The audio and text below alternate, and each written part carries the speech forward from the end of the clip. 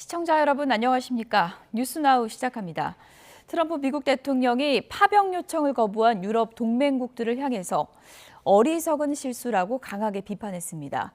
어느 때보다 격분했다고 하는데요. 나토뿐 아니라 한국과 일본의 도움도 필요 없다고 말했는데 그 속내는 복잡해 보입니다. 워싱턴에서 신윤정 특파원입니다. 도널드 트럼프 미국 대통령은 북대서양 조약기구 나토 동맹국들이 호르무즈 해협 군함 파병 요청을 거부한 것을 작심 비판했습니다. 이란에 대한 군사 공격에는 찬성하면서도 정작 미국을 돕지 않는 건 매우 놀라운 일이라며 실망했다고 말했습니다. 그러면서 매우 어리석은 실수라며 돕지 않은 사실을 기억하겠다고 경고했습니다. I think NATO's making a very foolish mistake. This was a great test. Because we don't need them, but they should have been there.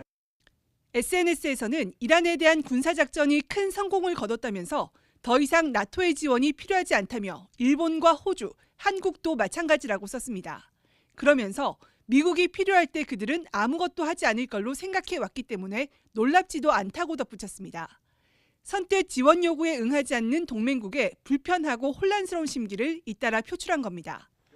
트럼프의 최측근인 린지 그레이엄 상원 의원은 트럼프가 엄청나게 화가 난 상태라며 이렇게 화난 건 본 적이 없다고 전했습니다. 역시 트럼프와 친한 미 연방 하원 의장은 동맹국을 향해 도움을 요청했습니다. We ask our allies to step up and acknowledge that reality and help us out. I think that's a very reasonable proposal. 트럼프 대통령이 말을 바꾸면서 직접적인 파병 압박과 다국적 연합군 계획은 변동될 수 있지만 파병과 비용 분담 요구가 되살아날 가능성은 남아 있습니다.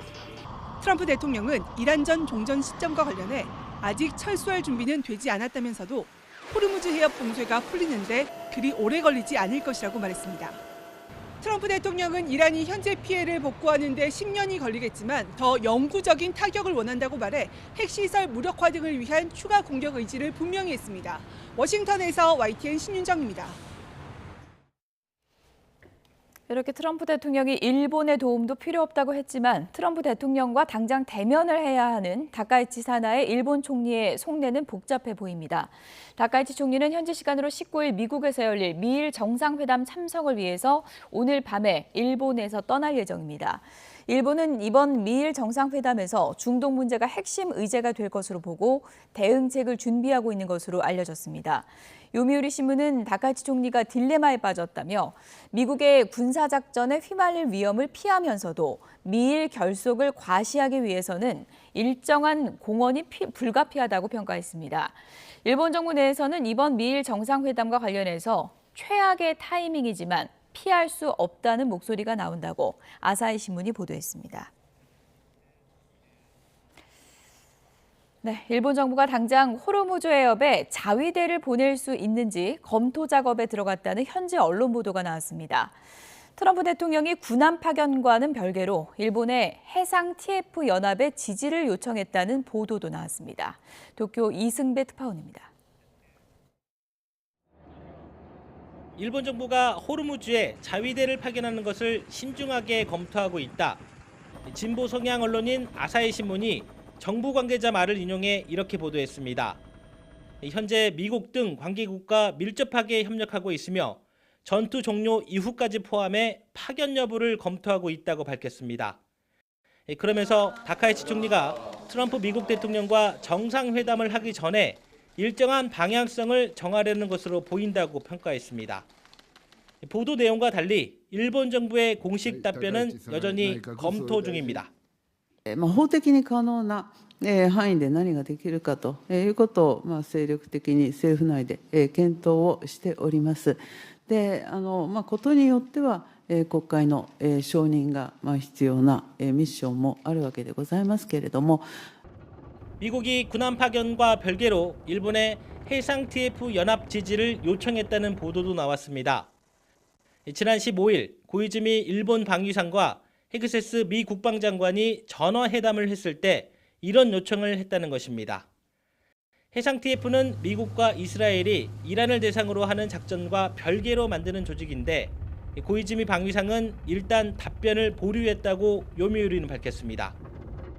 고이즈미 방위상은 사실 확인을 묻는 기자 질문에 상대국과 나눈 이야기를 공개할 수 없다며 답변을 피했습니다. アメリカ側から我が国に対して具体的な派遣要請があるわけではありません。その上で日本政府としてホルムズ海峡をめぐる情勢については重大な関心を持って鋭意情報収集を行ってきているところですが、自衛隊の派遣につきましては何ら決まっていることはありません。 자위대 파견은 무엇보다 법적 근거가 필요하기 때문에 미국 요구를 선뜻 수용하기 어려울 거라는 것이 다수 생각입니다. 일본 국내 여론 또한 좋지 않은 것도 부담인데 고민할 시간도 없습니다. 당장 이번 주에 미국과 정상회담이 잡혀 있기 때문입니다. 트럼프 대통령이 다카이치 총리를 직접 만나 자위대 파견을 요청할 수 있다는 관측도 나오고 있어 일본 정부의 셈법은 더 복잡해지고 있습니다. 도쿄에서 YTN 이승배입니다. 전략경제협력 특사인 강훈식 대통령 비서실장이 아랍에미리트 방문을 마치고 귀국했습니다. 방산협력은 물론 최근에 지원을 받기로 한 원유와 관련해서 추가 논의가 있었을지 주목되는데요. 브리핑 현장 연결해서 들어보겠습니다. 안녕하십니까. 대통령 비서실장 강훈식입니다. 전략경제협력 대통령 특사로서 외교부, 산업부 등 특사단과 함께 이번 UAE 방문 결과를 말씀드리도록 하겠습니다. 특사단은 중동 지역의 위기 상황이 지속되는 가운데 오랜 친구이자 핵심 우방국인 UAE와의 신뢰를 더욱 공고히 하고 위기의 순간에 힘이 되어줄 수 있는 실질적인 협력 방안을 논의하였습니다. 먼저 모하메드 빈 자이드 알 나헤안 UAE 대통령을 예방하여 최근 중동 상황에 대한 우려와 함께 UAE 국민들에 대한 각별한 위로와 연대의 뜻이 담긴 이재명 대통령의 친서를 전달했습니다. 다음으로 이번 방문의 핵심 성과인 에너지 분야 성과를 말씀드리겠습니다. 전 세계적인 원유 수급 비상 상황 속에서 UAE는 한국에 최우선적으로 원유를 공급할 것임을 약속했습니다. 한국보다 먼저 원유를 공급받는 나라는 없을 것이다. 한국은 원유 공급에서 최우선이다. 직접적인 표현으로는 넘버원 프라이어리티라고 분명하게 약속해 주었습니다. 현재 호르무즈 해협은 실질적으로 봉쇄가 되어 있는 상황입니다. 우리가 도입하는 원유의 70%가 호르무즈 해협을 통과하기 때문에 지금의 에너지 수급 위기를 타개하기 위해서는 호르무즈 해협이 아닌 대체 공급선을 통한 원유 수입이 시급합니다. 이에 모하메드 대통령과 UAE 한국 담당 특사인 칼둔 알 무바락 행정청장, 아부다비 국영석유회사 CEO인 술탄 알 자베르 산업첨단기술부 장관을 만나 중동 상황 진행에 따라 필요한 경우에는 언제든지 UAE로부터 원유를 긴급 구매할 수 있도록 합의했습니다. 이에 따라 다양한 공급선을 통해 총 1,800만 배럴의 원유를 긴급 도입하기로 확정하였습니다. 구체적으로는 UAE 국적 선박 3척으로 600만 배럴을 공급하고 우리나라 국적선 6척을 통해 추가 1,200만 배럴을 공급해 총 1,800만 배럴을 선적하기로 했습니다.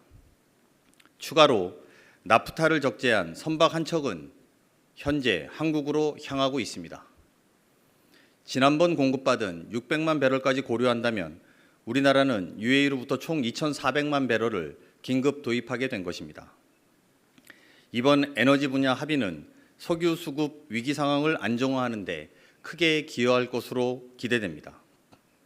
양국은 단기적인 수급뿐만 아니라 에너지 공급망 차질에 대비하여 장기적인 수급에 대해서도 협력을 강화하기로 하였습니다.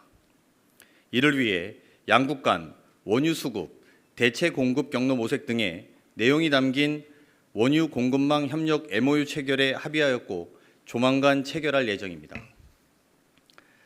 다음으로 우리 국민의 신속하고 안전한 귀국을 물심양면으로 지원해 주신 모하메드 대통령께 감사의 말씀을 전하고 아직 UAE에 체류 중인 우리 국민이 앞으로도 안전하게 생활할 수 있도록 관심을 가져주실 것을 간곡하게 요청했습니다. 중동 상황이 발생한 직후부터 양국 전담 인사인 저와 칼둔 행정청장 간에 핫라인을 통해 실시간으로 상황을 공유하고 필요한 사항들을 논의해 왔습니다. 그 결과로 중동 상황 발생 일주일 차였던 3월 6일부터 UAE 측은 영공 폐쇄를 즉각 해제하고 UAE 국적 항공사가 두바이와 아부다비로부터 한국으로 들어오는 직항편 운항을 재개해 왔었습니다. 특히 3월 8일에는 에티하드 항공 전세기가 편성되는 등 신속한 귀국 지원을 통해 UAE에 머물고 계시던 단기 체류자 약 3,500명 가운데 약 3,000명이 무사히 귀국하였습니다. 이번 방문을 통해 특별 전략적 동반자 관계인 한국과 UAE 양국이 어려울 때 서로 도와주는 진정한 친구라는 사실을 다시 한번 확인할 수 있었습니다. 또한 UAE의 회복력과 리더십을 바탕으로 중동 상황이 정상화되면 양국 관계가 이전보다 더욱 발전할 것이라는 데 양국이 공감하는 계기가 되었습니다. 이상으로 UAE 방문 결과 보고를 마치겠습니다. 감사합니다. 네, 강훈식 비서실장의 브리핑 내용 들어봤습니다. 중요한 내용이 좀 있어서 몇 가지 정리를 좀 해드리겠습니다. 강훈식 비서실장, 아랍에미리트 모하메드 대통령을 예방해서 이재명 대통령의 친서를 전달했다 이렇게 밝혔고요. 가장 관심을 받은 것이 에너지 수급 문제죠. 이 부분과 관련해서 우리나라에 최우선적으로 원유를 공급하기로 약속을 받았다. 영어 표현으로는 넘버원 프라이어리티 이런 표현이 나왔다 이렇게 밝혔고요. 당장 1,800만 배럴의 원유를 긴급 도입하기로 확정을 했다는 내용을 발표했습니다. 석유 수급 안정화에 숨통이 트일 것으로 기대를 한다. 이런 강훈식 비서실장의 브리핑 내용을 전해드렸습니다. 추가 내용은 이어지는 뉴스에서 다시 한번 전해드리도록 하겠습니다. 네, 이스라엘이 이란의 안보 수장으로 알려진 알리 라리자니 최고 국가안보회의 사무총장을 제거했다고 밝힌 가운데 이란 정부도 사망 사실을 확인했습니다. 이란 국영 매체들이 인용한 국가 최고안보회의 성명을 보면 라리자니는 미국과 이스라엘의 공습으로 아들 참모 경호원과 함께 사망했습니다. 최고안보회의는 텔레그램 채널에 올린 성명에서 알리 라리자니는 순교했다고 밝혔습니다. 마수드 페제시키안 이란 대통령도 성명을 내고 순교자들의 피로 자신의 손을 물들인 테러리스트 범죄자들을 기다리는 건 가혹한 복수라며 미국과 이스라엘을 비난했습니다. 이란의 안보수장을 제거한 이스라엘이 이번엔 최고 지도자인 모즈타바까지 찾아내겠다고 위협을 했습니다. 하지만 군사 전문가들은 이란의 지도부 참수 작전은 한계가 분명하고 오히려 역효과를 낼 수 있다며 우려한다고 뉴욕타임스가 보도했습니다. 김잔디 기자입니다. 이스라엘은 이란의 실질적 최고 지도자인 알리 라리자니 등 2명을 제거했다며 군의 정보력과 군사적 역량을 자랑했습니다. 이란의 새 최고 지도자인 모즈타바 하메네이 역시 추적하겠다고 밝혔습니다. חיסלנו אותם כשהם חיים בתחושת נרדפות, מסתתרים ונמלטים על חייהם. אני אומר כאן שוב, נגיע לכל אחד, לא משנה איפה. 이란 지도부를 잇따라 제거한 데 미국과 이스라엘은 자축하고 있지만 전문가들은 실효성에 한계가 있다며 오히려 부작용을 우려한다고 뉴욕타임스가 보도했습니다. 이란은 오랜 기간 최고 지도자 부재에 대비해 지휘체계를 철저히 분산해왔고 실제로 혁명수비대는 전국을 31개 지휘권으로 나눠 군사작전을 진행하고 있습니다. 중앙지휘부가 타격을 입더라도 각 지역 부대가 독립적으로 공격을 수행할 수 있어 지도부 제거가 군사적 마비로 직결되지 않는다는 겁니다. 또 지도부 제거는 이란의 순교자 서사를 강화해 이란 내부의 강경파를 결집시키고 보복의 명분을 강화해 줍니다. 지난달 28일 최고 지도자 알리 하메네이를 포함해 지도부 40여 명을 제거했지만 이란의 보복 공격은 더욱 강해진 것을 보면 알 수 있습니다. 여기에 라리자니 같은 최고위급 지도자 제거는 후임자가 누가 되느냐에 따라 역효과를 낼 수 있습니다. 온건파와 강경파 모두와 협력이 가능했던 라리자니가 사라지면서 결국 극단적 강경파가 권력을 잡을 수 있기 때문입니다. 지금 이슬람 혁명 수비대가 힘을 더 얻는다는 것은 이란이 전쟁을 계속하며 미국이 받아들일 수 없는 요구를 내세우는 것을 의미합니다. 미국과 이스라엘이 전쟁을 끝내고 협상을 하고 싶어도 상대를 찾지 못할 수도 있습니다. 국제사회의 우려도 커지고 있습니다. 하칸 피단 튀르키예 외무장관은 이란의 국가 지도자들을 겨냥한 이스라엘의 암살은 전쟁법에 어긋나는 명백한 불법 행위라고 규탄했습니다. Ama biz her zaman için diplomatik yolun ve müzakerelerin bu enerji sorunu da dahil bütün sorunların aşılması için tek geçerli yol olduğunu düşünüyoruz. 이란 지도자 참수 작전이 이 전쟁을 중동 전체로 확대할 수 있는 위험한 전략이라며 즉시 중단할 것을 촉구했습니다. YTN 김잔디입니다. 이제 3주째로 접어든 중동 전쟁, 이란이 호르무즈 해협을 인질 삼아 버티면서 트럼프 대통령의 구상은 꼬이고 있다는 지적이 나왔습니다. 워싱턴 포스트는 미국과 이스라엘이 상당한 군사적 성공을 거뒀지만 전쟁의 또 다른 목표였던 이란 정권 교체는 요원해지는 상황이라고 보도했습니다. 신문은 혁명수비대가 사실상 이끄는 이란 정권이 예전보다 힘은 약해졌지만 더 강경해졌고 당분간 유지될 가능성이 크며 국내적으로 더 큰 통제력을 행사할 것이라는 미 정보당국의 평가를 전했습니다. 이렇게 상황이 복잡한데 미국의 대테러 업무를 총괄하는 고위 당국자가 이란 전쟁에 반대한다며 자진 사퇴했습니다. 트럼프 대통령은 원래 안보 문제에 약했다며 물러나서 다행이다 이렇게 말을 했지만 내부 진영에는 분열 조짐이 나타나고 있습니다. 워싱턴에서 홍상희 특파원입니다. 트럼프 대통령의 오랜 지지자이자 퇴역 군인인 조 켄트 미 국가 대테러 센터 국장이 자리에서 물러나겠다고 밝혔습니다. 사임의 이유는 양심상 이란 전쟁을 지지할 수 없다는 것. 이란과 전쟁을 할 만한 즉각적인 위협이 없었다고 강조했습니다. 미국이 전쟁을 시작한 건 이스라엘과 그들의 미국 내에서의 로비 단체 때문이라고 주장했습니다. 트럼프 대통령에게 보낸 서한에서 켄트 국장은 2기 행정부 초기 이스라엘 고위 관료 등이 미국 우선주의를 훼손하고 이란과의 전쟁을 조장했다고 비판했습니다. 지난 2019년 시리아에서 폭탄 테러로 아내를 잃은 켄트 국장은 미국인이 전쟁에서 싸우다 죽게 하는 걸 지지할 수 없다며 트럼프 대통령에게 종전을 촉구했습니다. 트럼프 대통령은 켄트 국장을 잘 모른다면서도 이란은 분명한 위협이었다고 반박했습니다. I always thought he was weak on security, but I realized that it's a good thing that he's out because he said that Iran was not a threat. Iran was a threat. Every country realized what a threat Iran was. 마이크 존슨 미 하원 의장도 이란이 핵무기 확보를 위한 농축 단계에 매우 근접해 있었다며 트럼프 대통령을 옹호했습니다. I don't know where Joe Kent is getting his information, but he wasn't in those briefings. Clearly, we would have mass casualties of Americans, service members and others, and our installations would have been dramatically damaged. 하지만 대이란 전쟁이 시작된 이후 트럼프 행정부 고위 인사가 처음으로 양심 선언과 함께 사퇴하면서 적잖은 파장이 예상됩니다. 트럼프 지지층뿐만 아니라 행정부 고위 인사들 사이에서도 이란 전쟁의 정당성에 대한 의문이 확산하면서 내부 진영의 분열이 감지되고 있습니다. 워싱턴에서 YTN 홍상입니다. 중국과 인도에 이어서 이번엔 파키스탄 유조선이 이란이 사실상 봉쇄한 호르무즈 해협을 처음으로 통과했습니다. 이란이 호르무즈 해협 선박 통행을 선별적으로 허용하고 있는 가운데 우회로 푸자이라 항구에 대해선 연일 공세 압박을 높이고 있습니다. 오만 무스카트에서 김혜린 기자입니다. 파키스탄의 유조선 카리치호가 호르무즈 해협을 통과해 본국으로 향했다고 로이터 통신 등 외신들이 보도했습니다. 선박 추적업체 마린 트래픽은 SNS에 카리치호의 사진과 항행 경로를 공개했습니다. 전쟁 발발 이후 비이란 화물선이 위치 정보를 송출하는 선박 자동 식별 장치를 켠 채 해협을 통과한 건 이번이 처음입니다.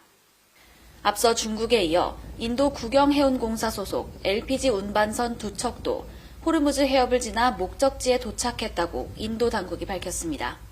Straight of Hormuz में के इलाके में अभी भी वहाँ पर स्थगित हैं, तो ये हमारा इरादा है कि ईरान के साथ और अन्य देशों के साथ बात करके 스콧 베센트 미 재무장관도 이란산 원유를 실은 중국과 인도 유조선이 해협을 통과하고 있고 더 많은 선박이 통과할 것으로 본다고 밝혔습니다.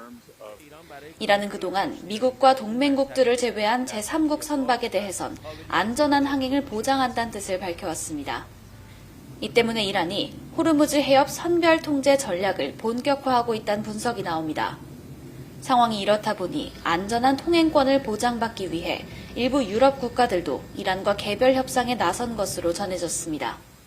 Und die Risiken dieses Krieges sind groß, sehr groß. Und deswegen wird es hier keine militärische Lösung geben, sondern es wird nur eine politische Lösung geben. 동시에 이란은 호르무즈 해협을 거치지 않고 원유를 실어 나를 수 있는 우회로 푸자이라 항구에 대해 파상 공세를 퍼붓고 있습니다. 지난 14일 첫 공세에 전날부터 연이틀 푸자이라 원유시설과 석유산업단지에 드론 공격을 퍼부었습니다. 선별적 유화책과 우회로 공세를 병행해 봉쇄 효과를 극대화하려는 의도로 보입니다. 이란은 미국 편에 서지 않는 국가에 물길을 열어주겠다는 메시지를 노골적으로 던지고 있습니다. 미국의 압박에 균열을 내기 위해 통항권을 무기로 편가르기에 나선 모습입니다. 오만 무스카트에서 YTN 김혜린입니다. 이란이 호르무즈 해협 우회 수출길로 꼽히는 아랍에미리트 푸자이라 항구에 대한 공격을 이어가면서 원유 공급 차질에 대한 우려가 다시 커지면서 뉴욕 유가가 하루 만에 급반등했습니다. 뉴욕 상업거래소에서 4월 인도분 서부 텍사스산 원유 가격은 전장 대비 2.9% 오른 배럴당 96.21달러에 마감했습니다. 브렌트유 역시 런던 IC 선물거래소에서 전일 대비 3.2% 오른 배럴당 103.42달러에 마감했습니다. 중동 전쟁으로 국제유가가 급등한 여파로 전 세계 항공사들이 잇따라 항공편 운항 축소에 나섰습니다. 영국 텔레그래프에 따르면 현지 시간 17일 덴마크, 노르웨이, 스웨덴 3국 연합 항공사인 스칸디나비아 항공은 항공유 비용 급등에 대응해서 운항 규모를 축소한다고 발표했습니다.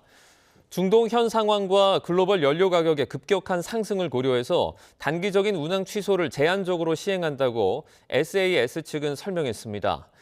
연간 1,600만 명을 수송하는 뉴질랜드 항공사 에어 뉴질랜드도 지난주부터 연료 가격 급등을 이유로 운항을 감축했습니다. 석유 제품 최고 가격제 시행 엿새째 전국 주유소 평균 기름값 하락세가 이어지고 있습니다. 한국석유공사의 유가정보 시스템 오피넷을 보면 오늘 오전 8시 기준 전국 주유소의 평균 리터당 휘발유 가격은 어제보다 1.18원이 낮아진 1,826원을 기록했습니다.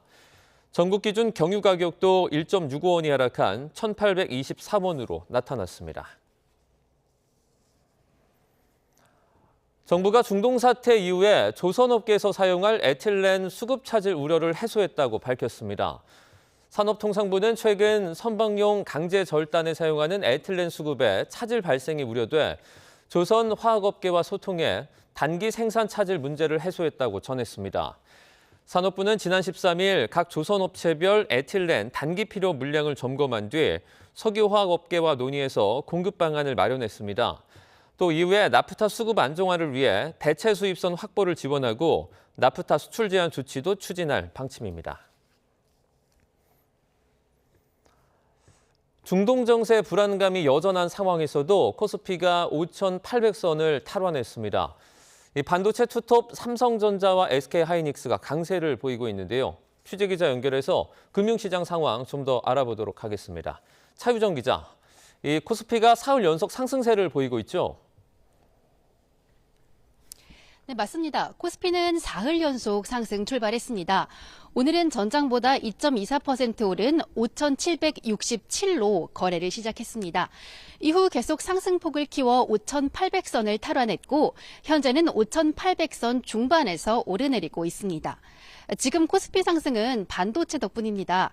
젠슨 황요가와 필라델피아 반도체 지수 상승으로 반도체 투톱인 삼성전자 주가는 20만 원대를, SK하이닉스 주가 역시 100만 원대를 회복했습니다. 현대차와 두산에너빌러티, KB금융과 HD현대일렉트릭 등 모두 상승세입니다. 외국인이 순매수로 돌아와 기관과 함께 지수 상승을 이끌고 있습니다.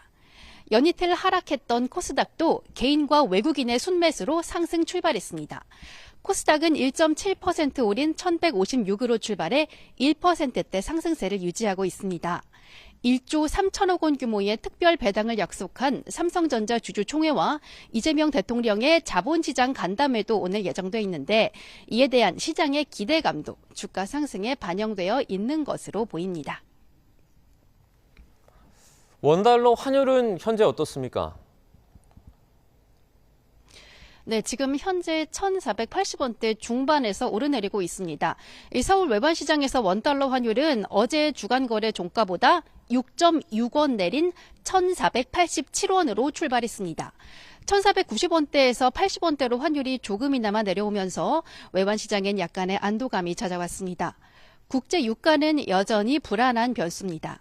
벤치마크인 브렌트유 가격이 다시 $100를 넘었고 WTI 서부 텍사스유 가격이 $95에 달하는 등 국제 유가가 상승세로 돌아섰습니다. 호르무즈 해협 봉쇄가 풀릴 거란 기대감이 약해지면서 다시 국제 유가가 치솟고 있습니다. 최근 국제 유가에 많은 영향을 받는 원달러 환율 변동성이 커질 수 있어서 외환시장 관계자들은 유가와 환율 추이에 경계감을 늦추지 못하고 있습니다. 지금까지 한국거래소에서 YTN 차유정입니다. 전쟁 중에도 이란의 석유 수출량은 이전 수준을 유지하고 있는 것으로 나타났습니다. 국제 유가가 폭등하는 걸 미국도 원치 않는 탓에 눈 감아주고 있는 게 아니냐는 분석이 나오고 있습니다. 염혜원 기자입니다. 벌써 3주 넘게 호르무즈 해협을 오가는 유조선이 모두 멈춰선 일촉즉발의 상황. 그럼에도 전 세계의 기름줄이 다 말라버린 건 아니었습니다. 이란 유조선만은 통과가 가능했습니다. 해운 정보업체들이 분석해보니 지난주 중반까지 이란의 하루 원유 수출 선정량은 100만 배럴 이상으로 집계됐습니다. 지난해 하루 평균치와 큰 차이가 없었던 겁니다. 기름값까지 비싸지면서 이란이 벌어들이는 돈은 하루 2천억 원이 넘는 거로 추산됩니다. فقط بسته است به روی دشمنان ما. به روی کسانی که به کشور ما تجاوز ناجوانمردانه را انجام دادند و متحدینشون. 이란의 해군력을 파괴해버리겠다며 공언했던 미국은 왜 이런 상황을 두고만 보는 걸까? 발등에 떨어진 불, 기름값을 잡기 위해 미국이 사실상 눈을 감아주고 있다는 관측입니다. 스콧 베선트 미국 재무부 장관은 이란 배들이 호르무즈 해협을 통과해 나오고 있지만 세계 원유 공급을 위해 내버려뒀다고 밝혔습니다. 그동안에도 사실 미국은 이란의 석유 시설을 직접 공격한 적은 없습니다. 이스라엘은 테헤란 주변 석유 저장고를 공습했지만 미국은 하르그 섬을 공격하면서도 정유소와 파이프라인 등은 피했다는 겁니다. 결국 호르무즈 고비를 느슨하게 잡고 있는 미국이 이를 어떻게 활용할지에 따라 전쟁의 양상은 달라질 거로 전망됩니다. YTN 염혜원입니다. 미국, 이스라엘과 이란의 전쟁으로 걸프 지역에서 가장 큰 피해를 보고 있는 국가 중 하나인 아랍에미리트가 도널드 트럼프 미국 대통령의 호르무즈 해협 국제안보공조에 동참할 수 있다는 뜻을 밝혔습니다. 안와르 가르가시 UAE 대통령 외교보좌관은 현지 시간 17일 미국 싱크탱크인 외교협회가 주최한 온라인 행사에서 호르무즈 해협의 안전과 보안을 보장하기 위해 미국이 주도하는 국제적 노력에 동참할 수 있다며 이같이 말했습니다. 마코 루비오 미 국무장관은 이날 압둘라 빈 자이드 알 나흐얀 UAE 부총리 겸 외무장관과 전화 통화를 했다고 이 국무부가 보도자료를 통해 밝혔습니다. 루비오 장관은 이란의 무차별적인 UAE 공격으로 사망한 이들에 대한 애도를 표했으며 UAE의 안보에 대한 미국의 공약을 재확인했다고 토미 피곳 국무부 수석 대변인이 부대변인이 전했습니다. 이란이 주변 걸프 국가들을 연일 공격하는 과정에 유독 아랍에미리트가 집중 타격을 받아 피해가 가장 큽니다. 이란에 전쟁을 걸어온 이스라엘보다 오히려 더 많은 미사일과 드론이 날아들었는데 그 배경을 김종욱 기자가 설명합니다. 거대한 연기 기둥이 하늘을 뒤덮습니다. 봉쇄된 호르무즈 해협을 피해 원유 제품을 수출할 수 있는 이 항구는 최근 며칠 새 숨 돌릴 틈 없이 드론이 날아듭니다. 여기뿐 아니라 금융중심지와 공항, 호텔, 유전까지 아랍에미리트 곳곳이 연일 이란의 공습에 쑥밭이 됐습니다. 정작 이란의 전쟁을 건 이스라엘보다 더 많은 미사일, 드론 공격을 받았습니다. So it's very hard to think about mediation when you're engaged in deterring over 1,800 projectiles that have been aimed, for example, the vast majority have been aimed at the United Arab Emirates, over 60%. 미군의 전진 기지라는 게 공격 명분이지만 미군 시설이 이곳에만 있는 건 아닙니다. 진짜 이유는 상업 허브와 주요 군사 자산이 밀집해 적은 비용으로 최대 혼란을 일으키기에 가장 효과적인 곳이라는 분석이 나옵니다. 중동의 교통, 금융, 물류 중심지이자 가장 안전하다는 명성에 투자자와 관광객이 몰리는 곳을 강하게 때려 미국, 이스라엘의 선제 공격이 중동 전체 안보, 경제를 파괴할 수 있다는 가장 뚜렷한 사례를 보여주려 했다는 겁니다. 실제로 중동에서 분쟁이 나면 부유층 도피처 역할을 하며 오히려 경기가 살아났던 모습은 찾아볼 수 없고 부자들과 관광객은 중동의 뉴욕을 앞다퉈 탈출해야 했습니다. 아랍에미리트가 2020년 이른바 아브라함 협정으로 이란의 적국인 이스라엘과 관계 개선에 적극적이었다는 점도 요인으로 분석됩니다. 이 협정으로 이스라엘과 아랍권 4개국이 수교하게 됐고 미국 트럼프 정부는 이 협정을 확대해 이란을 영내에서 고립시키려 했습니다. 이란의 공격에 생명줄인 에너지 시설과 원유 공급이 무너진 걸프 국가들은 이젠 뭔가 결단해야 할 시점. Even if the current war in this phase draws to an end, we now have a new chapter of geopolitical instability in that really important region of the world for oil and gas supplies. I think it's going to be with us for quite a while, conceivably even through the rest of the term of President Trump's term. 이란 입장에선 사이가 그리 나쁘지 않았던 아랍에미리트마저 관계 파탄을 감수해야 할 사생결단, 절박한 나날이기도 합니다. YTN 김종우입니다.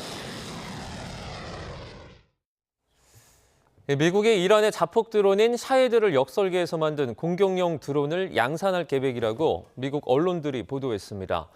현재 시간 17일 월스트리트 저널과 블룸버그 통신에 따르면 미 국방부는 이란 저가 자폭 드론인 샤헤드를 역설계해서 만든 일회용 공격용 드론 루카스를 대량 생산할 계획입니다.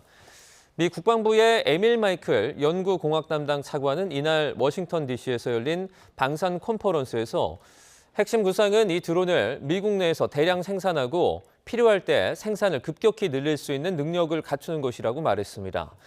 그러면서 이 드론이 지금까지는 매우 잘 작동하고 있다라면서 유용한 무기라고 강조했습니다. 루카스는 수년 전 미군이 압수한 이란제 샤헤드 드론을 분해한 후에 역설계해서 만들어진 무기로 이 저비용 무인 전투기 공격 체계, 이것의 줄임말에 해당합니다.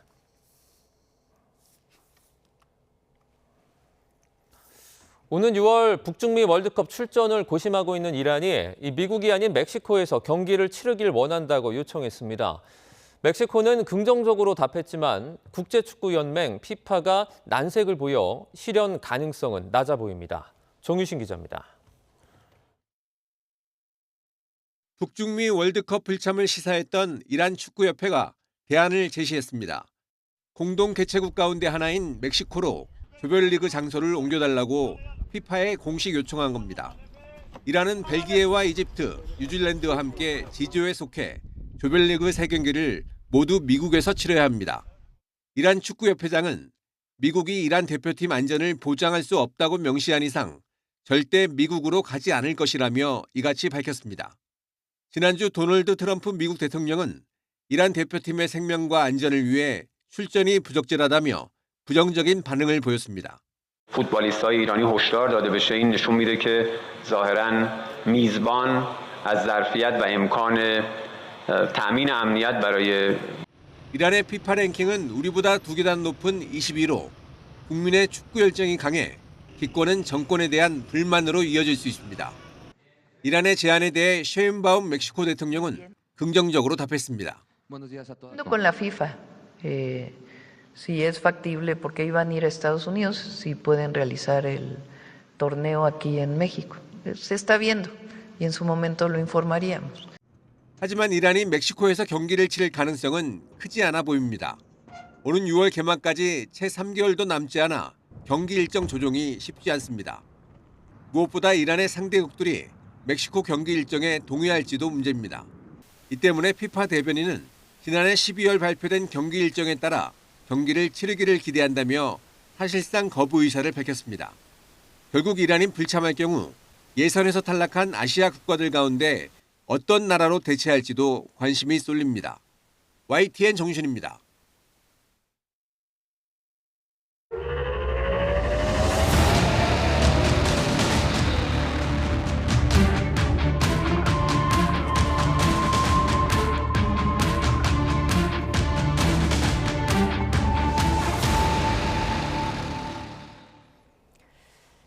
네, 이번엔 이란 사태 전문가와 짚어보겠습니다. 백승훈 한국외대 중동연구소 전임 연구원과 함께 이야기 나눠보겠습니다. 어서 오세요. 네, 어서 오세요. 안녕하십니까. 네. 네. 트럼프 미국 대통령이 격분을 했다고 합니다. 왜 그런지 영상부터 보시죠. So whether we get support or not, but I can say this when I said it to them, we will remember.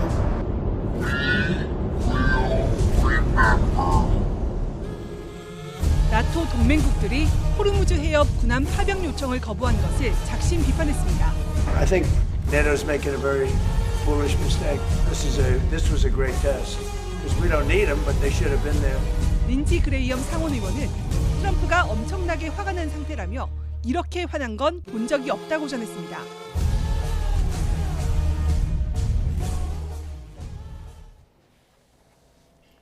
네, 엄청나게 화가 났다고 하는데요. 파병하지 말아라, 도와주지 말아라 라고 했는데 진심일까요? 어떻게 해석해야 됩니까? 전형적인 압박 후에 이제 재조정하는 예. 거죠. 근데 이제 그렇다고 해서 저 말을 고지고대로 듣고 보내지 않으면 뭐 큰 문제가 더 불어나지 않을까 이렇게 저희가 우려해야 되는 상황입니다. 결국은 압박을 세게 했는데 이제 책임을 동맹한테 던지는 거라고 보면 됩니다. 그러니까 이제 본인은 참여해라. 근데 지금 뜨뜻미지근한 반응이 오니까 그러면 아예 안 와도 된다라고 하면서 그 책임을 동맹한테 이제 던지는 거죠. 아, 너네들은 우리가 상호 방호 조약도 해주고 나름 우리가 지켜줄 땐 지켜줬는데 결국은 내가 필요할 때는 오지 않는 사람들이구나 해서 이제 네가 알아서 판단해라 하면서 책임을 동맹국한테 던지는 거죠. 왜냐하면 지금 미국의 지원을 받아야 미국의 요청을 정식적으로 받고 이런 것들을 받아야 우리도 그걸 레버러지로 지렛대로 이렇게 우리가 갈 수 있는데 트럼프 대통령은 이제 어떻게 보면 압박 후 어떤 재조정을 위해서 했는데 저희가 어떻게 나오느냐에 따라서 각 국가가 어떻게 나오느냐에 따라서 또 트럼프 대통령이 또 정식적으로 요청을 하면서 이렇게 하는데 지금은 책임을 동맹국한테 그냥 공을 이쪽으로 던진 거라고 보시면 될 것 같습니다. 네, 트럼프 대통령이 몇 국가를 이렇게 콕 집어서 말을 하지 않았습니까? 뭐 나토라든지 우리나라든지. 그런데 지금 이 상황에서 각국의 어떤 입장은 좀 어떤가요? 지금 다 부정적이죠. 호주는 참여하지 않겠다고 얘기를 했고 나토도 자기네들이 참여하지 못해 어렵다라고 했는데 문제는 이겁니다. 어떤 목적과 명분이 지금 확실하지가 않거든요. 그러니까 예를 들어서 이번 전쟁의 첫 시작의 이 전쟁의 명분은 이란의 핵 위협이었습니다. 그래서 트럼프 대통령도 전쟁 시작하고 나서는 이란이 이제 내가 공격을 안 했으면 2주 안에 핵을 가졌을 거다라고 해서 그 명분을 그렇게 삼았거든요. 근데 갑자기 이 명분이 지금 호르무즈 해협, 글로벌 유통망에 대한 위협이니까 우리가 같이 해야 된다는 걸로 지금 전쟁이 바뀌어버린 겁니다. 그래서 처음에는 지금 이렇게 보시면 될 것 같습니다. 트럼프 대통령이 극노했다 이런 것은 트럼프 대통령도 지금 출구 전략이나 명분이나 이런 것들을 쌓기가 쉽지가 않은 상황이거든요. 그럼 결국은 이것은 책임하고 비용보다는 책임 부담을 좀 나누자라는 득점이었습니다. 전쟁의 책임을. 원래는 지금 이란과 미국의 전쟁이었는데 이게 도대체 끝이 나지가 않으니까 그러니까 연합국과 그러니까 이란이 지금 여러 가지 문제를 일으킨 게 맞고 지금 호르무즈 해협을 막고 글로벌 석유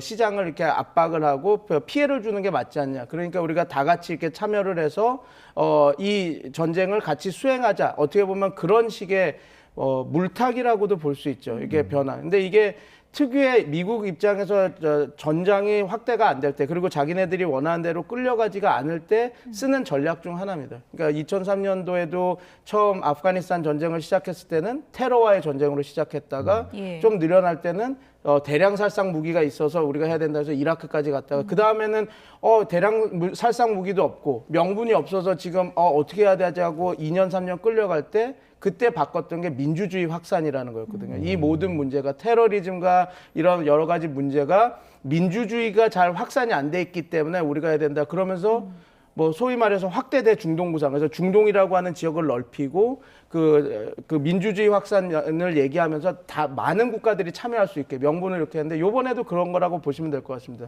이란이 핵무기를 가졌다라는 거는 지금 없는 사실이 돼버렸으니 지금 호르무즈 해협을 막고 이런 글로벌 그 유통망과 그런 그 에너지 안보에 위협을 주는 건 이란 맞지 않느냐, 참여해서 하자. 그러니까 이란과 미국의 전쟁을 이란과 다국적 군대의 전쟁으로 이제 프레임 전환을 하려고 하는 그 시도였는데 이게 먹히지 않으니까 극노를 한 것이죠. 이렇게 되다 보니까 뭐 구도상으로 보면 뭐 언론에서는 뭐 트럼프 미국 대통령이 글로벌 왕따가 된 거 아니냐 이렇게 또 표현하기도 하는데 나토의 훌륭한 시험 무대였다 이렇게 표현을 하기도 했잖아요. 앞으로 동맹국들이 그러면 태세 전환이 조금 있을까요? 어떻게 보십니까? 근데 문제는 이겁니다. 나토는 상호 방어 조약을 서로 맺으니까 그러니까 서로 도와준 거 맞는데 지금 이게 해석 차이입니다. 이게 지금 미국의 본토가 공격을 당했느냐, 이게 상호 보호 조약을 발동을 해서 나토가 들어갈 사안이냐 아니냐의 그 문제가 있는 겁니다. 해석의 차이가 좀 해석의 차이가 당연히 있는 것이죠. 그리고 이 목적이 뭔지도 지금 불분명합니다. 그러니까 수송을 해서 그 소위 말해서 함선의 수송이 목적인 것인지 아니면 지금 전시 상황이지 않습니까? 미국과 이란은 지금 계속해서 갈등을 고조를 시키고 있고 지금 되게 영린이라고 할 수 있는 시설들까지 공격을 했어요. 하르그 섬을 공격한다든지 이란 입장에서는 지금 후사이랑 그러니까 호르무즈 해협을 우회할 수 있는 송유관이 있는 시설까지도 공격하면서 전쟁이 극대화로 지금 치닫고 있는 상황이거든요. 근데 그런 상황에서 지금 참전을 원하는 건데 그러면 그 참전의 목적과 명분은 뭐고 자기네들의 임무는 무엇이며 이 작전 지휘권을 어떻게 할 것이며 이런 것들이 다 지금 하지가 않는 상태에서 참전을 하게 되면 정말 의도치 않은 미국이 시작한 전쟁에 빨려 들어가는 미국 쪽에 서서 들어가는 상황이 될 수밖에 없으니 나토나 다른 국가들이 되게 우려를 하고 신중하게 참여를 하려고 하는 것이죠. 근데 측근 뭐 얘기를 들어보면은 이렇게까지 화를 낸 적이 없다고 하잖아요. 트럼프 미국 대통령이 이런 상황에서 가만히 있을 사람은 또 아닌데 판 흔들기에 나설 수 있다 이런 얘기가 있습니다. 뭐 어떤 생각을 하고 있을까요?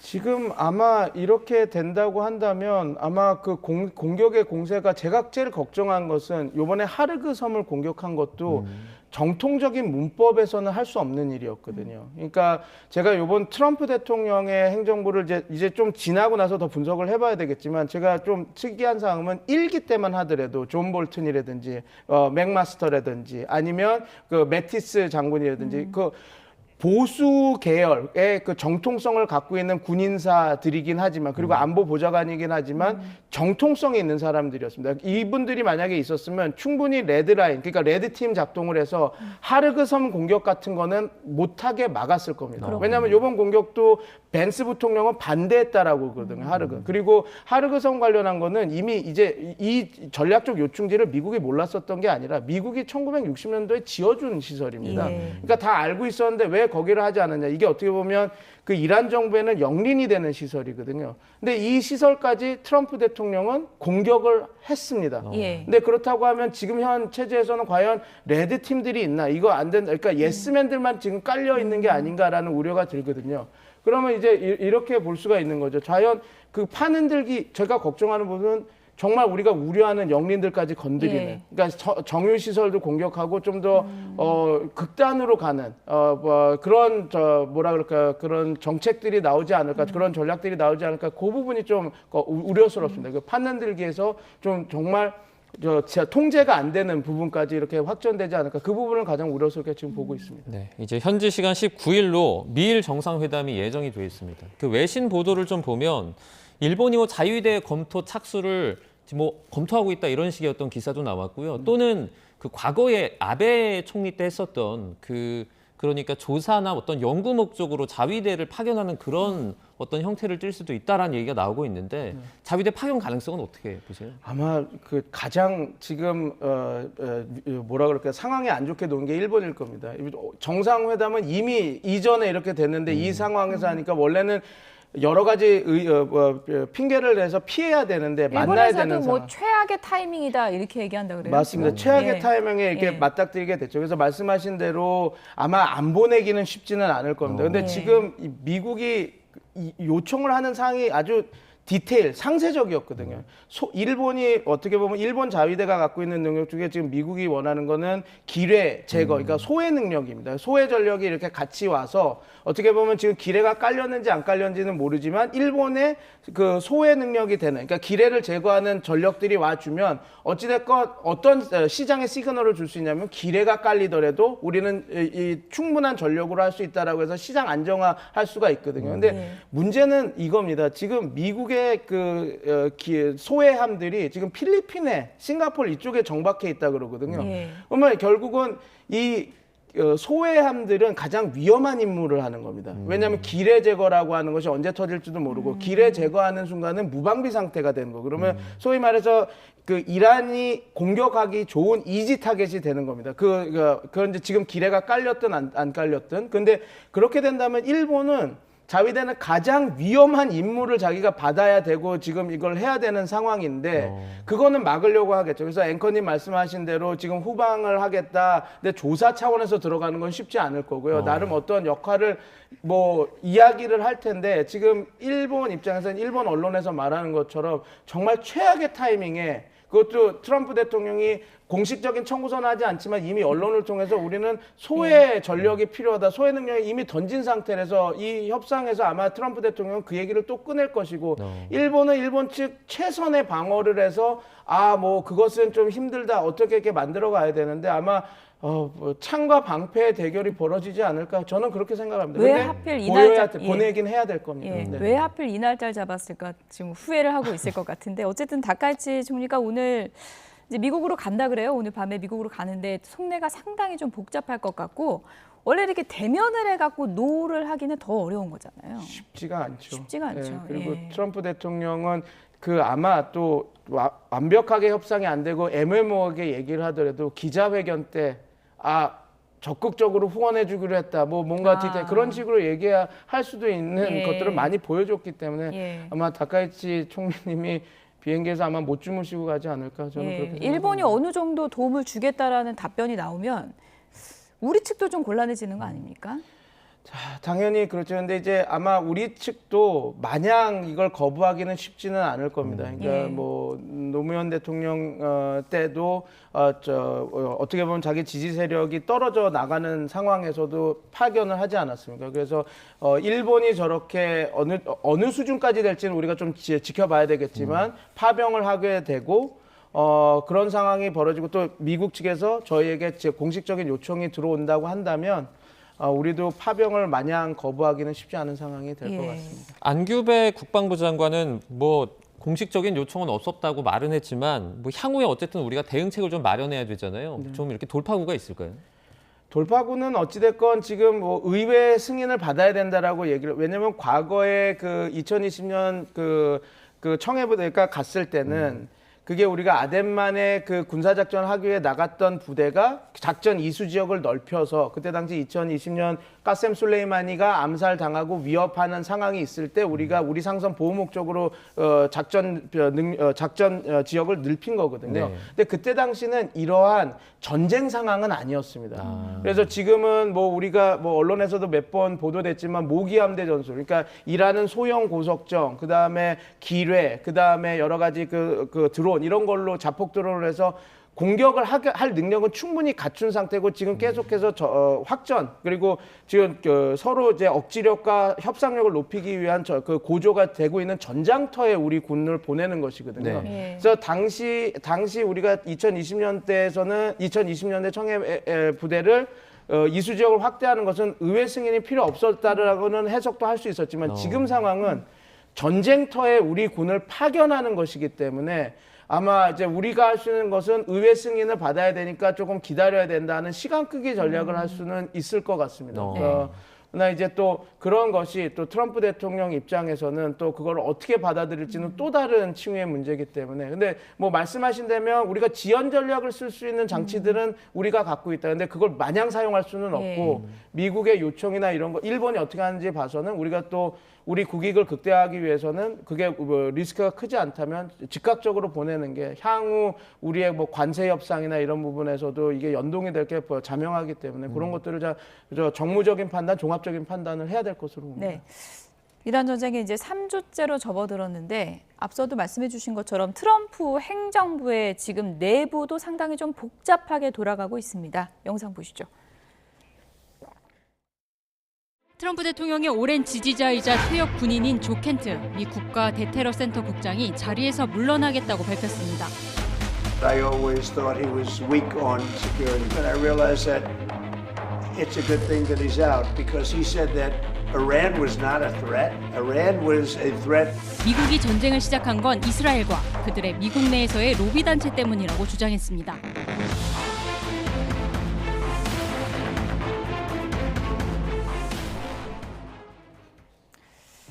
네, 트럼프의 최측근 충복이라고도 표현할 수 있는 사람인데 나 양심상 이란 전쟁 이거 지지 못하겠다 나가버렸거든요. 네, 지금 어떻게 보면 이 전쟁은 시작부터 명분이 되게 약했죠. 그러니까 미국이 제시했던 이란이 핵무기를 가지고 있다. 그리고 우리가 공격을 하지 않았으면 그 핵무기를 가졌을 거다. 그리고 의회한테도 imminent threat, 우리 미국한테 즉각적인 위협이 있었기 때문에 예방 전쟁을 했다라고 하는데 예방 전쟁이라는 것은 없습니다. 국제법적으로 위반입니다. 근데 뭐가 있냐면 선제 공격은 국제법에서도 통용되는 부분이 있습니다. 뭐냐면 즉각적 우리 정당방위처럼 칼을 꺼내서 찌르려고 하는 그 순간 정말 그런 즉각적인 위협이 있어서 우리가 어쩔 수 없이 때렸다라고 하는 게 되는데 지금 트럼프 대통령은 그런 즉각적인 위협이 있었다. 그리고 핵무기 거의 그 문턱이었다라고 얘기하는데 지금 트럼프 대통령이 군사작전으로 그 핵 능력을 추출하겠다라고 했던 그 작전 최근 며칠 전에 나왔었죠. 그게 60% 농축 우라늄 450kg을 우리가 빼내겠다는 거거든요. 근데 그것만 갖고는 소위 말해서 즉각적인 위협이 될 수가 없습니다. 물론 언론에서는 저 양이 나중에 92% 무기급 우라늄이 되면 11개 분량이라고 얘기는 하지만 그것은 그냥 말 그대로 말장난이거든요. 예를 들어서 집에 칼이 있는 사람들을 두고 내가 저 사람을 체포했다. 왜? 저 사람은 사람 200명을 죽일 수 있는 무기들을 갖고 있었어요. 해서 가서 봤더니 칼이 10개 있다고 쳐서 이거 봐라. 칼이 10개 있으니까 그럼 왜 200명을 죽일 수 있는 칼입니까? 그러면 이게 보통 20명을 찌르면 칼을 갈아야 되니까 그래서 그걸 못 쓴다고 치면 그게 10개니까 200명을 죽일 수 있는 살상 무기다. 이건 최대치로 끌어서 얘기한 거거든요. 핵무기라고 하는 것은 막 그냥 단순히 핵물질만 있는 게 아니라 92% 농축하는 우라늄, 그다음에 핵 폭발이 일어날 격발 장치, 그리고 그거를 운송할 수 있는 투발 수단 3개가 갖춰져야지 우리가 비로소 핵무기라고 얘기를 하는 겁니다. 그런데 앞에 핵물질도 60% 농축이라서 그걸 92%가 되지 않았고, 그다음에 뒤에 있는 그 핵 격발 폭발 장치라든지 투발 수단은 지금 그 정도 소형화 탄두가 없다라고 얘기하는 거면 결국은 지금 트럼프 대통령이 주장하는, 그러니까 이란이 위협이 아니라는 소리가 아니라 트럼프 대통령이 주장하는 즉각적인 위협이라서 공격했다라고 하는 게 안 되거든요. 그러니까 지금 저기 복심이라고 했던 그 안보 보좌관 입장에서도 위협은 아니었다라고 얘기를 할 수밖에 없는 겁니다. 왜냐하면 지금 이렇게 전쟁을 선포하고 그 예방적 전쟁, 선제 타격을 할 수 있는 위협이 지금 발견된 게 없으니까 그건 IAEA에서도, 그러니까 그 핵 사찰을 하는 그 핵 IAEA에서도 이란이 그렇게 핵무기를 가졌다라고 하는 정황은 알 수 없다. 그리고 미국 정보부에서도 2003년까지는 그 핵 폭발을 일으키는 장치를 연구를 했었을 거다라고 얘기하지만 2003년 이후에는 그런 징후는 없다라고 미국 정보부에서도 얘기하고 있는 것이거든요. 그러니까 지금 트럼프 대통령의 그 내부에서도 저렇게 흔들리는 것은 트럼프 대통령이 전쟁의 명분으로 시작했던 것들이 지금 사실이 아니기 때문에 저렇게 그 내부 안에서도 이렇게 분란이 이렇게 일어나고 있다 보시면 될 것 같습니다. 네, 이 조 켄트 국장의 사임 서한을 좀 보면 지금 말씀해주신 내용들이 좀 자세히 들어 있습니다. 심지어서 이번에 미국이 이스라엘과 관련해가지고 로비를 받아서 이번 전쟁을 시작했다라는 말도 들어 있고요. 이런 것들이 이제 알려지기 시작을 했잖아요. 미국 내 여론에 좀 영향을 줄 수 있을 것 같아요.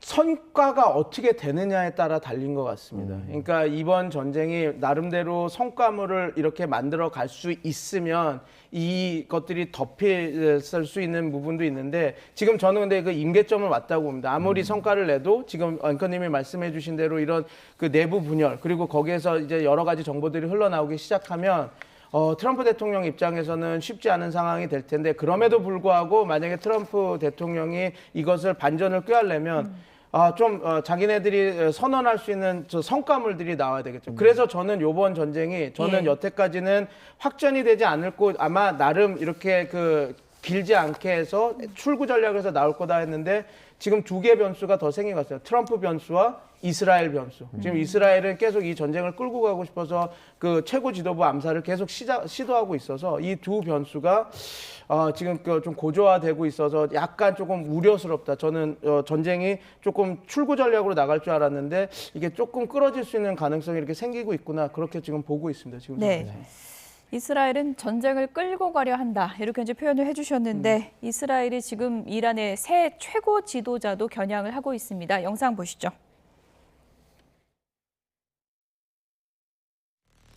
이스라엘군은 이란 정권 기반 시설을 겨냥해 강도 높은 공습을 이어가며 이란의 안보 수장 나리자니와 바시즈 민병대 지휘관을 제거했다고 밝혔습니다. 이란 최고 지도자 모즈타바 하메네이가 현재 러시아 모스크바에 머물고 있다는 주장이 제기됐습니다.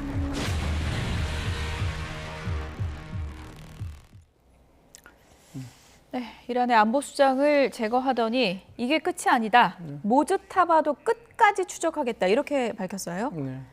그래서 지금 그 모스타바 은거설에 뭐 부상을 당했다, 다리 얼굴이 많이 손상돼서 못 나온다라고 하는 것보다 지금 안보 그 위험 때문에 그 신변 안전 때문에 이렇게 하는 설이 더 높아지고 있는 것 같습니다. 왜냐하면 말씀 주신 대로 안보 수장인 알리 라리자니를 사살했고, 그다음에 어떻게 보면 경찰역 같은 역할을 했던 그 바시지의 최사령관인 그 호셈 레자 술레이마니도 최사령관도 사살을 했거든요. 그래서 계속 이런 그 요인들 암살을 하고 있으니, 그리고 모스타바 역시 최고 그 킬 리스트에 올라가 있으니 쉽게 방송이나 이런 거 나오기는 쉽지는 않겠죠. 그래서 근데 어디 있는지 이런 것들보다 저는 요즘에 이런 생각이 듭니다. 이게 계속해서 지도부를 사살을 하고 있는데 이게 과연 효과가 있을지 저는 조금 의문이 들기 시작을 했습니다. 왜냐하면 이게 조금 제가 이제 지인들이 이란에 좀 많습니다. 그러니까 영국에서 유학할 때 같이 했던 분들이 이제 테헤란 대기나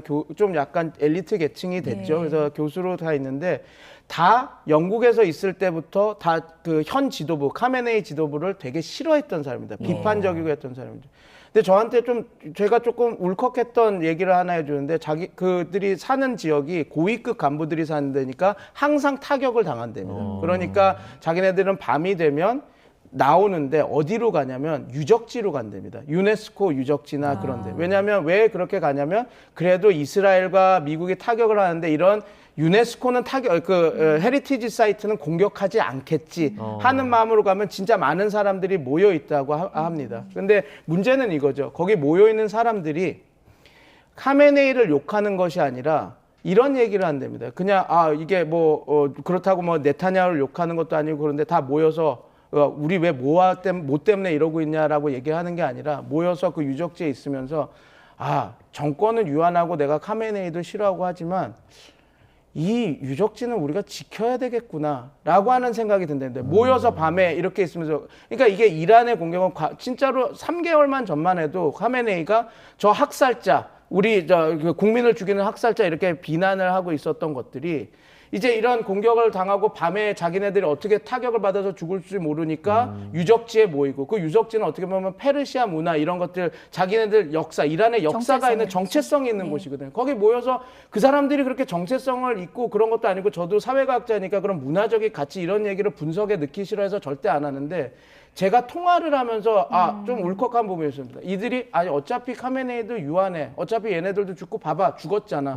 그런데 우리 이 유구한 이란이라고 하는 국가는 영원해. 그리고 이건 우리가 최소한 이 유적지 이것들 이런 거 파괴된 건 막아야 되겠구나라고 하니까 국민들이 남녀노소 반정부 이런 게 아니라 결집을 하는 겁니다. 그래서 저는 모스타바가 게이다 이런 얘기도 나오고 있어요. 게이다 아니면 모스타바가 얼굴에 다쳤다. 그다음에 이렇게 죽고 있다.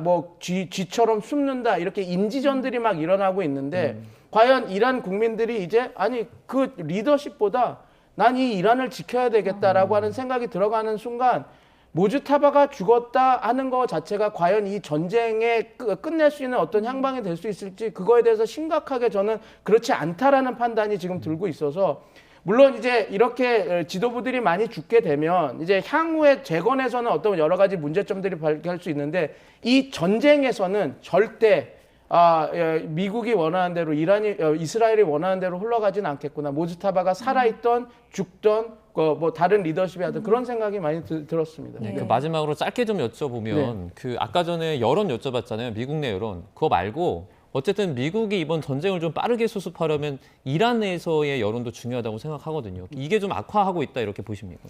되게 악화되고 있는데 트럼프 대통령도 그 얘기를 한 부분이 재밌습니다. 자기는 승리 선언을 하지 않을 것이다라는 얘기도 또 했거든요. 그 말은 어떻게 보면 출구 전략을 좀 다르게 짜고 다른 것도 짜고 있구나라는 생각이 듭니다. 그러니까 승리를 선언한다라는 것은 이란에 대한 굴욕을 감을 계속 주겠다라는 거거든요. 그런데 승리라는 얘기를 하지 않고 그냥 우리는 내가 원하는 우리 전시의 목표였던 걸 다 이뤘다. 이란은 이미 뭐 항복한 거랑 다름없이 이렇게 됐다.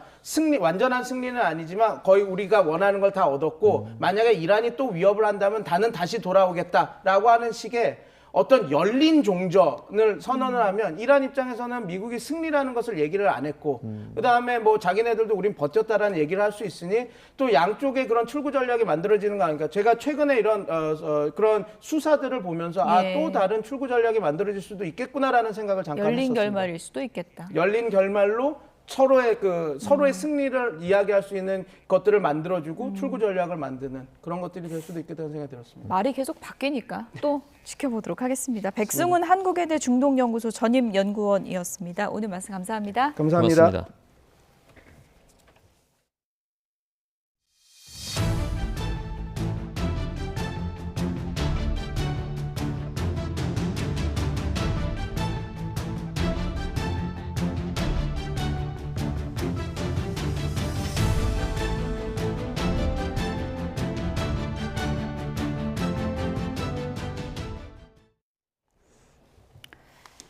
호르무즈 해협 호위 연합체 구성을 둘러싸고 주요 동맹국들이 일제히 선을 그으면서 트럼프 미국 대통령이 이번에 단단히 체면을 구겼죠. 독자 제재나 방위비 압박 등 트럼프 행정부의 강경한 후속 조치가 예상되는 가운데 돌발적인 무리수가 나올 가능성도 배제할 수 없습니다. 권영희 기자입니다. 미국이 주도하는 호르무즈 해협 호위 연합체에 유럽 등 핵심 동맹국들이 줄줄이 불참을 선언했습니다. Trump has threatened NATO with consequences if NATO does not support the US. There's a very clear answer. It is not an Article 5 cause because it wasn't America who had been attacked, but US attacked Iran. Therefore, Article 5 doesn't count. 일방적인 미국 우선주의가 빚은 예견된 참사입니다. 동맹 이익은 철저히 무시한 채 청구서만 내미는 미국 행태에 피로감이 극에 달한 데다 중동 무력 충돌에 억울하게 휘말릴 수 있다는 우려도 큽니다. While taking the necessary action to defend ourselves and our allies, we will not be drawn into the wider war. 트럼프 대통령은 믿었던 우방국들에 외면당하며 사실상 글로벌 왕따 처지가 됐습니다. 당장 현실화될 가능성이 가장 큰 다음 행보는 동맹국을 향한 거센 압박과 독자 노선 강화입니다. 파병 거부를 안보 무임승차로 규정하고 방위비 분담금 증액을 압박하거나 관세 폭탄 등 무역 보복 카드를 지렛대로 삼을 공산이 큽니다. 다자 공조가 깨진 만큼 눈치 보지 않고 이란을 향해 최고 수준의 독자적인 경제 제재를 가할 것으로 보입니다. 우려스러운 대목은 이런 팽팽한 긴장 국면 속에서 예측 불허인 트럼프 대통령이 불쑥 던질 수 있는 극단적인 무리수입니다. 자신이 주도한 판이 깨진 것을 참지 못하고 국내 지지층 결집을 위해 이란에 돌발적인 군사 타격을 감행할 위험이 있습니다. 정반대의 극단적 선택도 배제할 수 없습니다. 시리아 철군 때처럼 중동 주둔 미군의 기습적인 감축이나 철수를 선언해 글로벌 안보에 큰 구멍을 낼 수도 있습니다. We're not ready to leave yet, but we'll be leaving in the near future. We'll be leaving in pretty much the very near future. But right now they've been decimated from every standpoint. 미국 우선주의가 부른 동맹의 균열과 트럼프 대통령의 럭비공 같은 행보가 맞물리면서 전 세계 안보와 경제 지형에 짙은 먹구름이 끼고 있습니다. YTN 권영입니다.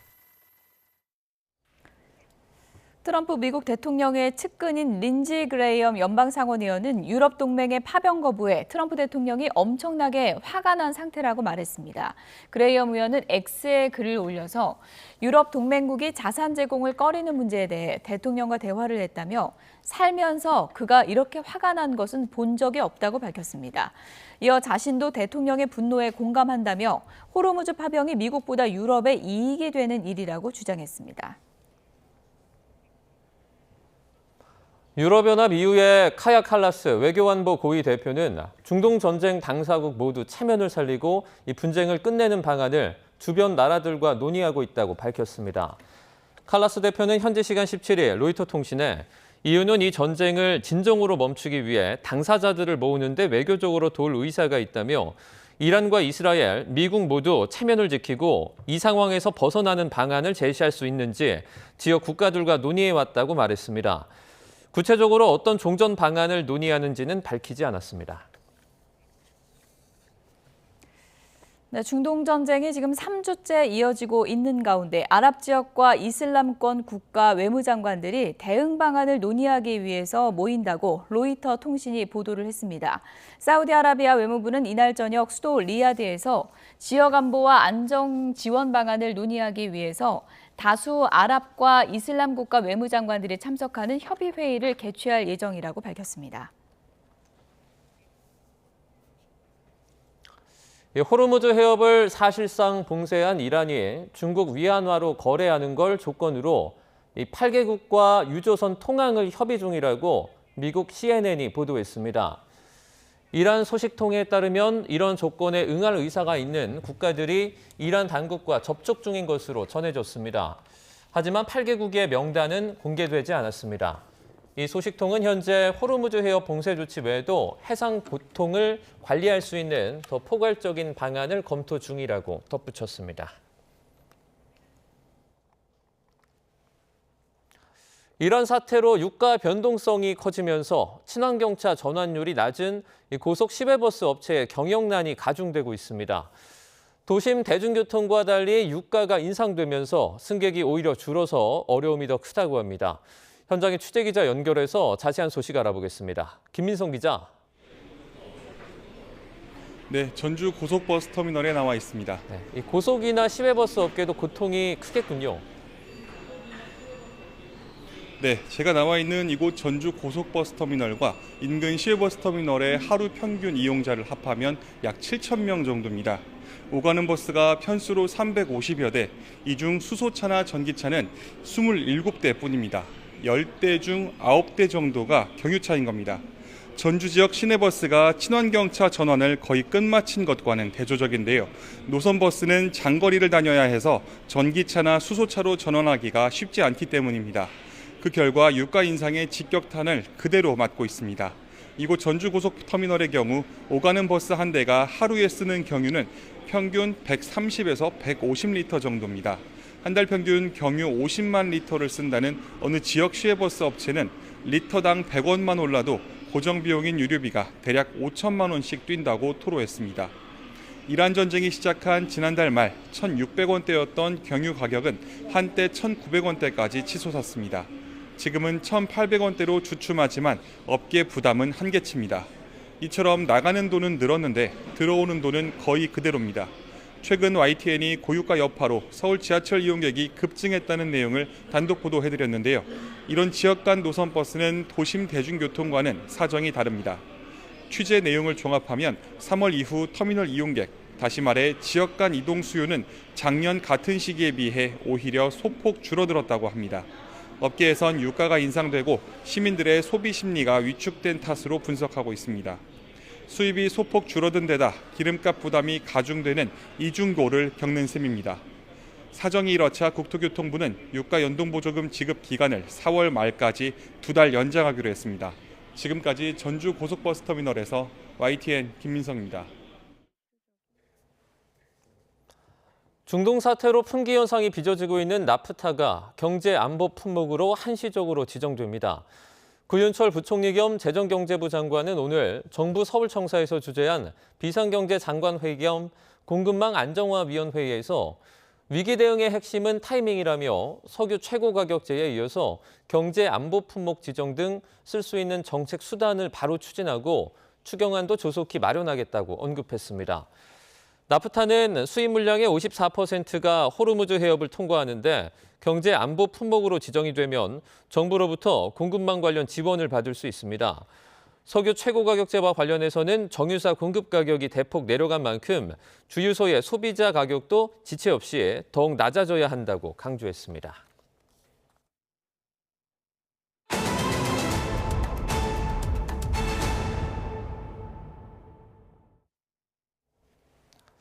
어제 새벽 부산에서 과거 동료였던 항공사 기장을 살해하고 달아났던 전직 항공사 부기장이 어제 저녁 울산에서 체포됐습니다.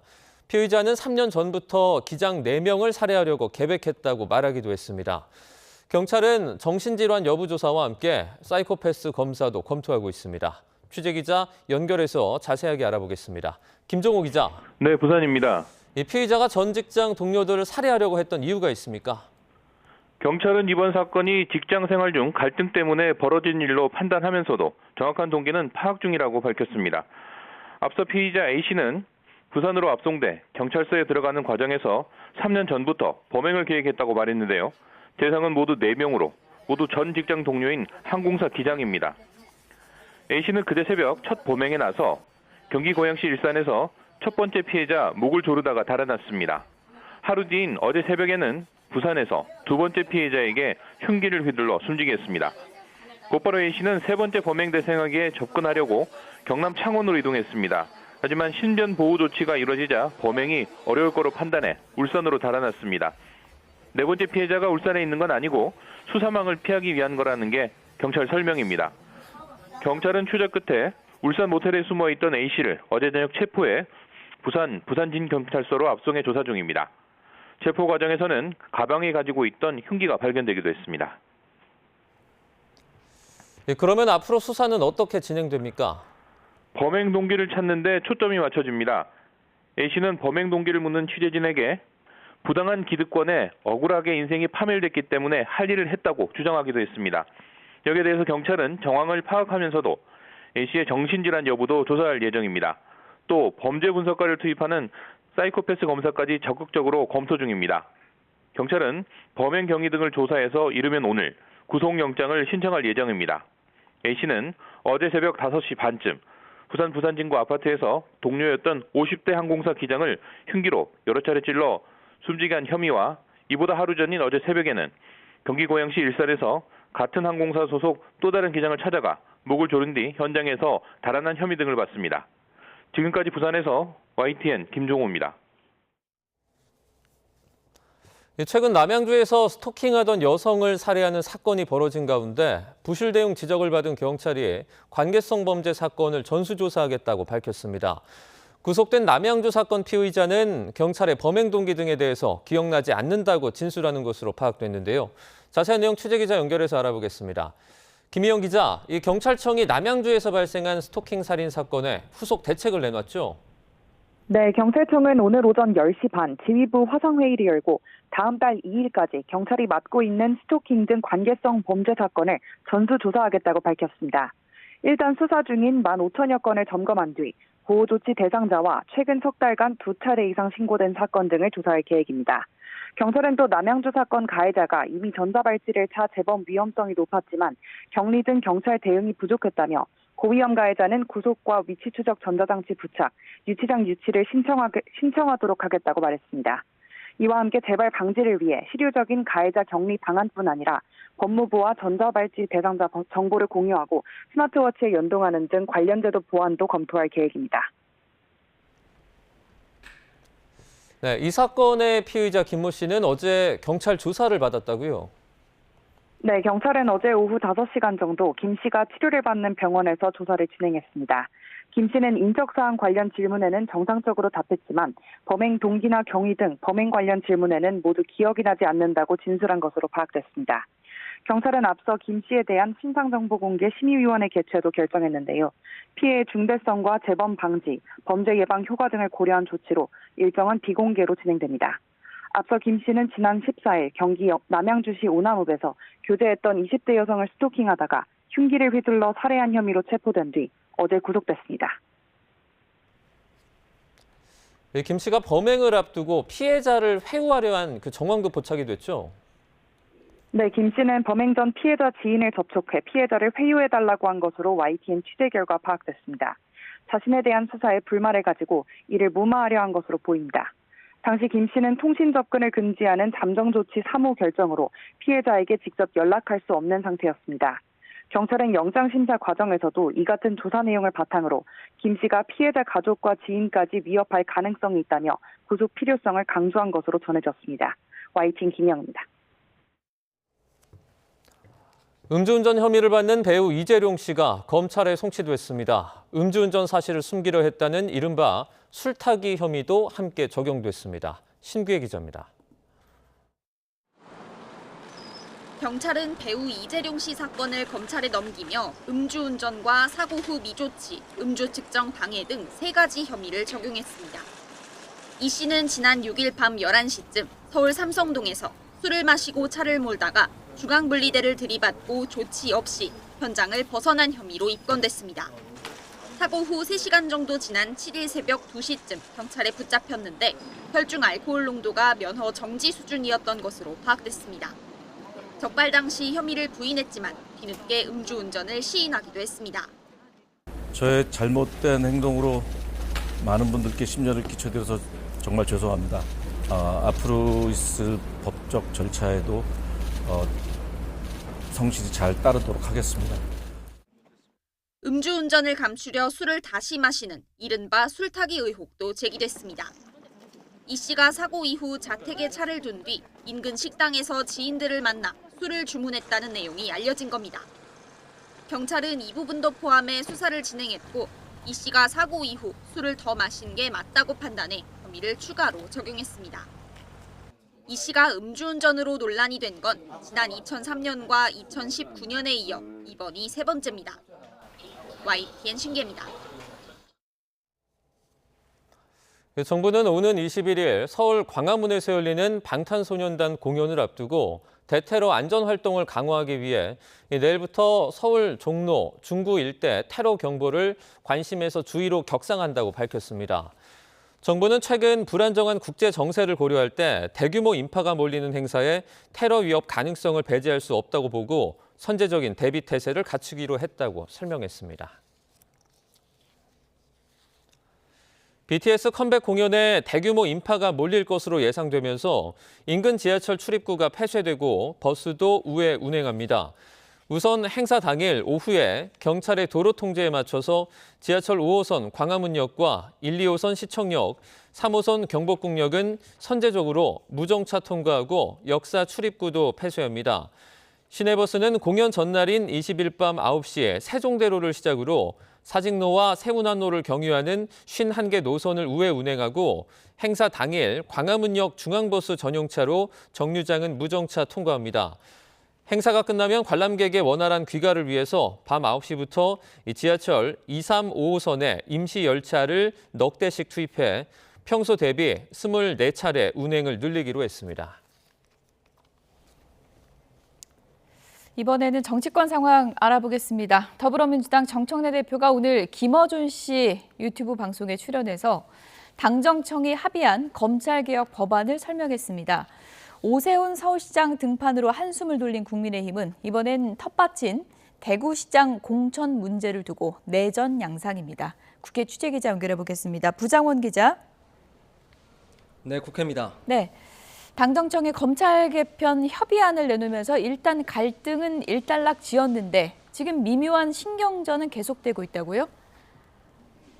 네, 그렇다고 봐야 할 것 같습니다. 정부와 여당 청와대가 어제 검찰개혁안 핵심 의제인 중수청과 공수청 설치법 최종안을 확정했습니다. 당내 강경파 반발에 이재명 대통령이 직접 교통정리에 나서면서 협의안이 도출된 겁니다. 당초 정부안대로 가거나 미세 조정만 할 거란 관측 많았는데요. 헌법에 명시된 검찰총장 명칭은 남겼지만 공소청 검사의 권한과 신분을 제한하는 조항들이 대거 반영되면서 당내 강경파도 실리를 챙겼다는 평가입니다. 검찰개혁안이 촉발한 여권 갈등은 일단 봉합된 국면으로 보이는데 미묘한 신경전 계속되고 있습니다. 우선 정청래 대표가 발표 이튿날인 오늘 아침 김어준 씨의 유튜브 방송에 출연했습니다.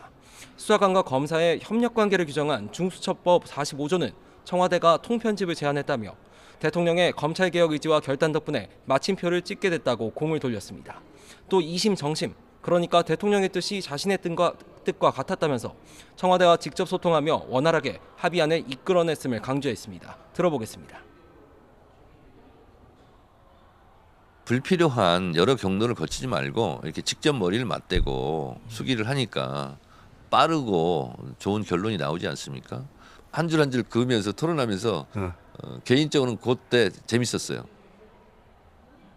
하지만 당내에서는 이른바 공소취소 거래설 제기 이후 청와대와 김 씨 사이 불편한 기류가 역력한 상황에서 정 대표의 출연 자체가 부적절했다는 비판도 이어지고 있습니다. 친명계 비당권파 강득구 최고위원은 SNS를 통해 더는 김어준 방송에 나가지 않겠다고 뼈 있는 글을 올리기도 했고요. 다만 강준현 당 수석대변인은 CBS 라디오에서 갈등 구조가 재생산돼선 안 된다는 의미에서 통합 차원으로 출연한 거라고 설명했습니다. 여기다 당내 법사위 강경파로 분류되는 김용민 의원은 오늘 오전 기자들과 만나 지방선거 뒤 논의할 보안수사권 문제는 당이 주도권을 가져가야 한다고 못 박으면서 갈등의 뇌관 여전히 살아있는 모습입니다. 일단 민주당은 오늘 오전 중수청법은 행안위에서 통과시켰고 오후 법사위에서 중수청과 공소청법을 각각 처리한 뒤 내일 본회의에 올릴 계획입니다. 국민의힘은 두 법안 모두 무제한 토론, 필리버스터로 맞설 예정인데요. 이 경우 2박 3일가량 무제한 토론이 이어질 전망이지만 의석수의 한계를 고려하면 여론전일 뿐 통과는 정해진 수순으로 보입니다. 네, 국민의힘은 대구시장 공천 문제가 뇌관인데 정리가 좀 되고 있는 건가요? 일단 오세훈 서울시장이 결국 경선에 참여하면서 한숨을 돌리나 싶었는데 이번엔 대구시장 공천 문제가 갈등으로 비화하고 있습니다. 이정현 공천관리위원장은 혁신 공천의 일환으로 텃밭인 대구시장 후보에서 현역 중진 의원들을 배제하는 방안을 강하게 밀어붙이고 있습니다. 당장 대구시장 도전장을 내민 6선의 주호영 의원과 3선 추경호 의원이 반발하고 나섰고 현역 의원 등 여론도 좋지가 않습니다. 하지만 이정현 위원장 쉽게 물러설 태세가 아닌데요. 일단 오늘 새벽 SNS를 통해서 중진들이 새로운 세대의 길을 열어줘 대구 시민에게 길러준 보답을 해야 한다. 기득권을 지키려는 정치와 싸우겠다고 작심 비판했습니다. 오늘 오전 회의를 마치고도 대구 문제는 서두를 일이 아니라면서도 결과로 보여드리겠다고 했습니다. 앞서 부산시장 공천에서는 현역인 박형준 시장 컷오프를 철회하면서 한 발 물러섰지만 당의 심장인 대구에선 후퇴할 수 없다는 각오입니다. 국민의힘 대구 지역 의원들은 오늘 오후 3시 장동혁 대표를 만나 컷오프를 제고해달라 우려를 전당할 예정인데요. 이르면 이번 주, 늦어도 다음 주 초에는 대구시장 공천 문제가 본격 논의될 텐데 진통이 클 거로 보입니다. 여기다 여권에서는 김부겸 전 총리가 출마 결심을 굳혔다는 소식이 전해지고 있습니다. 김 전 총리 쪽과 가까운 민주당 관계자는 YTN에 김 전 총리가 어느 정도 결심을 했다. 이번 주 안에 결론 내릴 것 같다고 말했습니다. 최근 대구 지역에서 민주당 지지율이 오차 범위 내 앞선 여론조사까지 나온 만큼 여권 안팎에선 김 전 총리가 등판하면 해볼 만하다는 기대감이 적지 않습니다. 과연 보수의 안방 대구에서 여야의 대진표가 어떻게 꾸려질지 관심이 집중되고 있습니다. 지금까지 국회에서 YTN 부장원입니다. 네, 각이 살아있는 정치평론 시사정각 오늘 여야 의원 두 분 모셨는데요. 김남희 더불어민주당 의원, 김용태 국민의힘 의원 나오셨습니다. 두 분 어서 오세요. 네, 안녕하세요. 네, 안녕하십니까. 먼저 서울시장 선거 얘기부터 좀 해봐야 될 것 같은데 오세훈 시장 결국 출마하겠다고 입장을 밝혔습니다. 그러니까 일단은 링 위에 올라가서 싸우겠다 뭐 이런 의지라고 봐야 됩니까? 그런 것도 있고 예. 서울시장 본인의 선거도 매우 중요하겠지만 서울시의 25개 자치구 구청장과 서울시 의원하고도 함께 연동해서 치르는 선거거든요. 예. 시장 입장으로는 본인 선거도 중요하지만 어찌되었든 함께 치르는 구청장과 시의원 선거도 같이 치러야 하기 때문에 또 당의 지도자잖아요. 예. 아마 선택을 안 할 수가 없었을 거라고 생각합니다. 당을 생각한 선택이다 이런 시각도 있고 또 부정적으로 보는 시각에서는 뭐 백기투항한 거 아니냐 이렇게도 보더라고요. 어떻게 보셨습니까 개인적으로? 네, 오세훈 시장께서 본인이 강력하게 요구한 인적 쇄신과 장동혁 그 대표의 결단 이런 것들에 대해서 전혀 답변을 못 받은 상태에서 그냥 다시 출마를 결심하게 된 그 과정 자체가 국민들에게 얼마나 설득력이 있는지 모르겠고요. 예. 네, 그 어떻게 보면은 쇄신을 요구했지만 답변을 듣지 못하고 본인이 다시 출마를 결심하게 된 것이라서 좀 납득하기가 어려운 것 같습니다. 네, 뭐 당을 위한 선택이었다고 했는데 이제 문제는 링 위에 올라왔고 선거는 당장 치러야 되는데 장동혁 지도부와 합심해서 선거운동을 할 수 있을지 그게 관건이잖아요. 지금처럼 지도부가 어떤 드라마틱한 행동 변화가 없다면 아마 오세훈 시장뿐만이 아니라 전국에 있는 17개 광역단체장 후보도 비슷한 생각이지 않을까 싶습니다. 무슨 말씀이냐면 결국에 장동혁 대표가 이제 선대위원장으로서 선거 기간 지원 유세를 오게 된다면 이른바 강성 지지층들, 윤어게인 분들이 함께 따라오실 텐데 거기에 온리윤이라든지 성족이라든지 이런 거 들고 그 지역에 유세 현장을 방문하면 아마 후보들 입장에서 굉장히 곤란할 것 같습니다. 사전에 뭐 검열할 수도 없는 그렇습니다. 거고. 그분들도 이제 지지자라고 오시는데 오지 말라고 할 수도 없고 그러다 보니까 오세훈 시장뿐만이 아니라 다른 지역의 후보들도 아마 당대표와 함께하는 선거에 대해서 굉장히 곤혹스럽다. 근데 이렇게 된 배경에는 결과적으로 장동혁 대표께서 이 강성 지지층인 윤어게인과 중도 지지층을 함께 잡겠다는 생각을 아직도 갖고 계시다 보니까 장동혁 대표도 말씀하실 수 있는 그런 공간도 굉장히 줄어들고 모든 사람들이 다 불만족하는 그런 행동과 그런 표현이 나오는 거 아닌가 굉장히 아쉽게 생각합니다. 이렇다 보니까 뭐 오세훈 시장 측과 당 지도부 사이에 지금 생각의 괴리가 상당히 좀 벌어져 있는 것 같습니다. 오늘 아침 라디오 인터뷰 내용 함께 들어보시죠. 장동혁 대표가 오세훈 시장님 어디 계세요? 제가 지원 유세하러 갈게요. 그러면은 같이 지원 유세 합니까? 글쎄요. 지금 현재도 소통이 잘 되고 있지는 않는 상태여서 그때 가서 소통이 어떻게 될지는 사실 잘 모르겠습니다. 도움이 된다고 생각하세요? 적어도 지금 현재 보여지고 있는 상황으로는 국민들의 마음을 얻기에는 다소 많이 한계가 있다고 보고요. 정치는 언제든지 살아 움직이는 거니까 어느 시점에서 단답을 드리기는 어려울 것 같습니다. 굉장히 제가 보기에는 오지랖 넓은 일인데요. 후보는 후보로서 열심히 하면 되는 겁니다. 당의 일은 그 정도 의견을 개진했으면 당이 하는 것이고 우선 그다음에 혁신선대위의 개념이 굉장히 모호해요. 그리고 우리 당이 늘 비상 상황이에요. 비상대책위원회가 얼마나 많이 떴는지 모르겠어요. 그래서 이런 표현과 이런 생각과 판단이 적절한지에 대해서는 저는 동의하지 않아요. 네, 조광한 최고위원 발언도 들어봤는데 어떻게 보면은 이제 자신의 당의 후보를 좀 디스하는 듯한 그런 발언까지 지금 지도부에서 나오고 있거든요. 이런 걸 어떻게 보십니까? 네, 국민의힘 내부의 내홍이 겉으로 드러나는 것 같고요. 지방선거가 얼마 남지 않은 시점에서 굉장히 안타까운 것 같습니다. 그런데 그 근본적인 원인은 아무래도 극우 세력과 절연하지 못하는 장동혁 현 대표의 그 모호한 스탠스가 국민들의 실망을 불러일으키고 또 이대로 가면 지방선거에 질 수밖에 없다는 위기감 때문에 또 당내에서 목소리들이 분출되고 있는 상황인 것 같은데요. 저희 당 상황이 아니라서 제가 뭐라고 말씀드리긴 좀 적절하지 않지만 뭐 관전평을 부탁드리는 겁니다. 빠른 또 결단과 또 제대로 된 혁신이 필요한 상황이 아닐까 그런 생각이 듭니다. 제가 한 말씀만 좀 보태면 당의 최고위원분들이 좀 아쉬운 게 후보하고 이렇게 싸우려고 각을 세우려고 하는 것이 과연 우리 당 지도부가 지방선거를 이길 생각이 있는가에 대한 의구심도 들거든요. 혹 지방선거에 대한 생각보다는 그 이후에 있을 당권에 대한 생각들을 저마다 하고 계신 거 아닌가.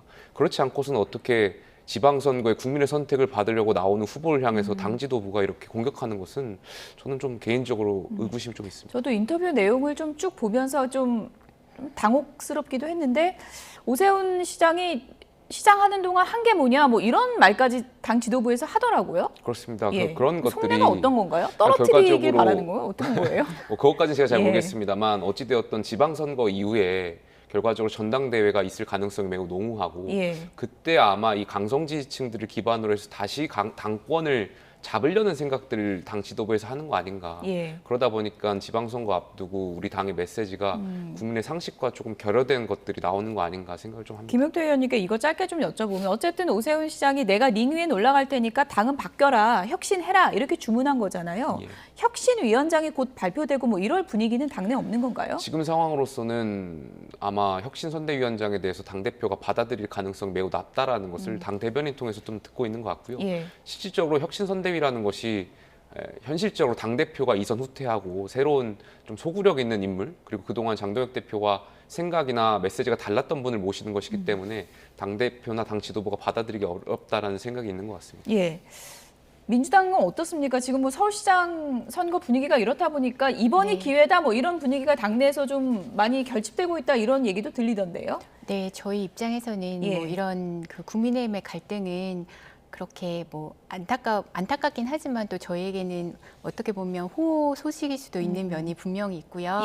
어쨌든 지금 그래도 국민의힘의 분란이 중요한 것이 아니라 더 중요한 것은 이재명 정부 초기에 이재명 정부와 발을 맞춰서 제대로 된 또 발전을 이룰 수 있는 그런 지방정부가 구성되는 것이 굉장히 중요하잖아요. 그런 면에서 정부와 발을 맞출 수 있는 좋은 후보들이 국민들에게 제대로 선택을 받는 그런 지점이 중요하다고 생각을 합니다. 지금 뭐 민주당이 서울 탈환도 노리고 있지만 이번 선거에서 가장 큰 관심 지역으로 떠오른 곳 중에 하나가 바로 대구잖아요. 맞습니다. 김부겸 전 총리 뭐 출마 쪽으로 가닥 잡히고 있다라는 얘기가 들리고 이제 기사 보니까 날짜도 거의 좀 나오고 있더라고요. 25일에서 30일쯤 입장 발표할 거다 이런 얘기가 들리던데 맞습니까? 저도 지금 기사를 보고 내용을 파악을 했는데요. 김부겸 전 총리는 아무래도 보수적인 대구에서 선택을 받을 정도로 국민들의 폭넓은 지지를 받고 있는 합리적인 정치인이시고 또 그동안 실력을 보여주신 분이기 때문에 지금처럼 국민의힘이 자중질환에 빠져 있다면 오히려 국민들에게 대안으로서 확실하게 선택을 받을 수 있는 그런 면들이 있지 않나. 그래서 김부겸 전 총리께서 국민들과 당원들의 그런 지지를 받아서 결단을 거취를 고민하고 계시는 것으로 알고 있습니다. 어쨌든 김부겸 카드 쪽으로 민주당이 가닥을 잡아가면은 국민의힘이 이제 만만한 카드가 아니잖아요. 그렇습니다. 대구가 지금 국민의힘의 뇌관인데 어떻게 정리되는 겁니까? 오늘도 논의는 안 했다 그러던데. 오늘 공관에서 논의는 안 했다고 하지만 들리는 소문에 의하면 단수 추천이라든지 아니면 중진들을 컷오프하고 초선 의원과 또 이준숙 위원장하고 경선 이러한 이야기들도 나오고 있는 것 같습니다. 다만 조금 전 말씀드렸던 것처럼 김부겸 민주당 전 총리 같은 경우에 2016년에 대구 수성갑에서 당선이 되셨던 분이고 대구에서도 상징성이 있는 분이기 때문에 이번 선거를 국민의힘이 이런 식으로 치르면 굉장히 어렵다라는 생각이 있고 무슨 말씀이냐면 대구시장, 뭐 서울시장 이런 17개 광역단체장은 그 지역의 지도자입니다. 물론 정치 신인도 좋고 세대 교체도 좋은데 결과적으로 그러한 선택은 그 지역의 주민들한테 의견을 물어봐야 되는 것이거든요. 주민들이 세대 교체를 원하는지 아니면 국회의원이 좋은지 아니면 기존 단체장을 한 번 더 하는 게 좋은지는 그 지역의 주민들이 지도자를 뽑게끔 하는 것이 중요한데 이렇게 공관위가 나서가지고 뭐 좋은 말, 이쁜 말로 하면서 혁신 공천을 내세우면서 기존 중진들을 배제하고 이런 공천이 이루어진다면 대구시장 선거 제대로 치를 수 있겠습니까? 가령 그렇게 해서 배제되었던 대구 지역의 가령 주호영 의원이라든지 윤재욱 의원이라든지 추경호 의원들이 만약에 배제되면 이번 대구시장 선거에 도움을 제대로 드릴 수 있겠습니까? 그러니까 진정성 있는 도움이 안 될 거란 말이죠. 당이 왜 이런 판단을 못 하시는지 좀 아쉬운 생각이 있습니다. 신조전 의원은 오늘 언론 인터뷰에서 이런 얘기를 했습니다. 그래픽 좀 보여주시면 좋을 것 같은데요. 주호영 의원이 만약에 컷오프가 된다면 주호영, 한동훈 연대가 있을 수 있다. 이른바 주한연대 뭐 이렇게 이름 지을 수 있을 것 같은데 주호영 의원이 컷오프 당하면 무소속 출마 가능성이 있고 그럼 수성갑 자리가 비는데 이 자리의 뭐 비전이나 이런 걸 봤을 때 시너지를 내기 위해서 한동훈 전 대표에게 제안할 가능성이 있지 않냐 이런 시나리오거든요. 뭐 그런 가능성들에 대한 이야기가 얼마나 현실화될지는 잘 모르겠습니다만 어찌되었던 현역 국회의원들이 대구시장으로 갈 경우 주호영 의원뿐만이 아니라 그렇게 됐을 경우 대구 지역이 재보궐에 대한 공천이 비게 되고 거기에 한동훈 전 대표가 무소속으로 출마해서 뺏기는 거 아니냐. 그러다 보니까 지금 대구시장 경선에 있어서 현역 의원들 컷오프하려고 하는 거 아니냐. 이런 말들도 지금 나오고 있는 것이거든요. 그러니까 뭐 현실화될지는 잘 모르겠습니다만 저런 소문이 많다라는 것은 사실인 것 같습니다.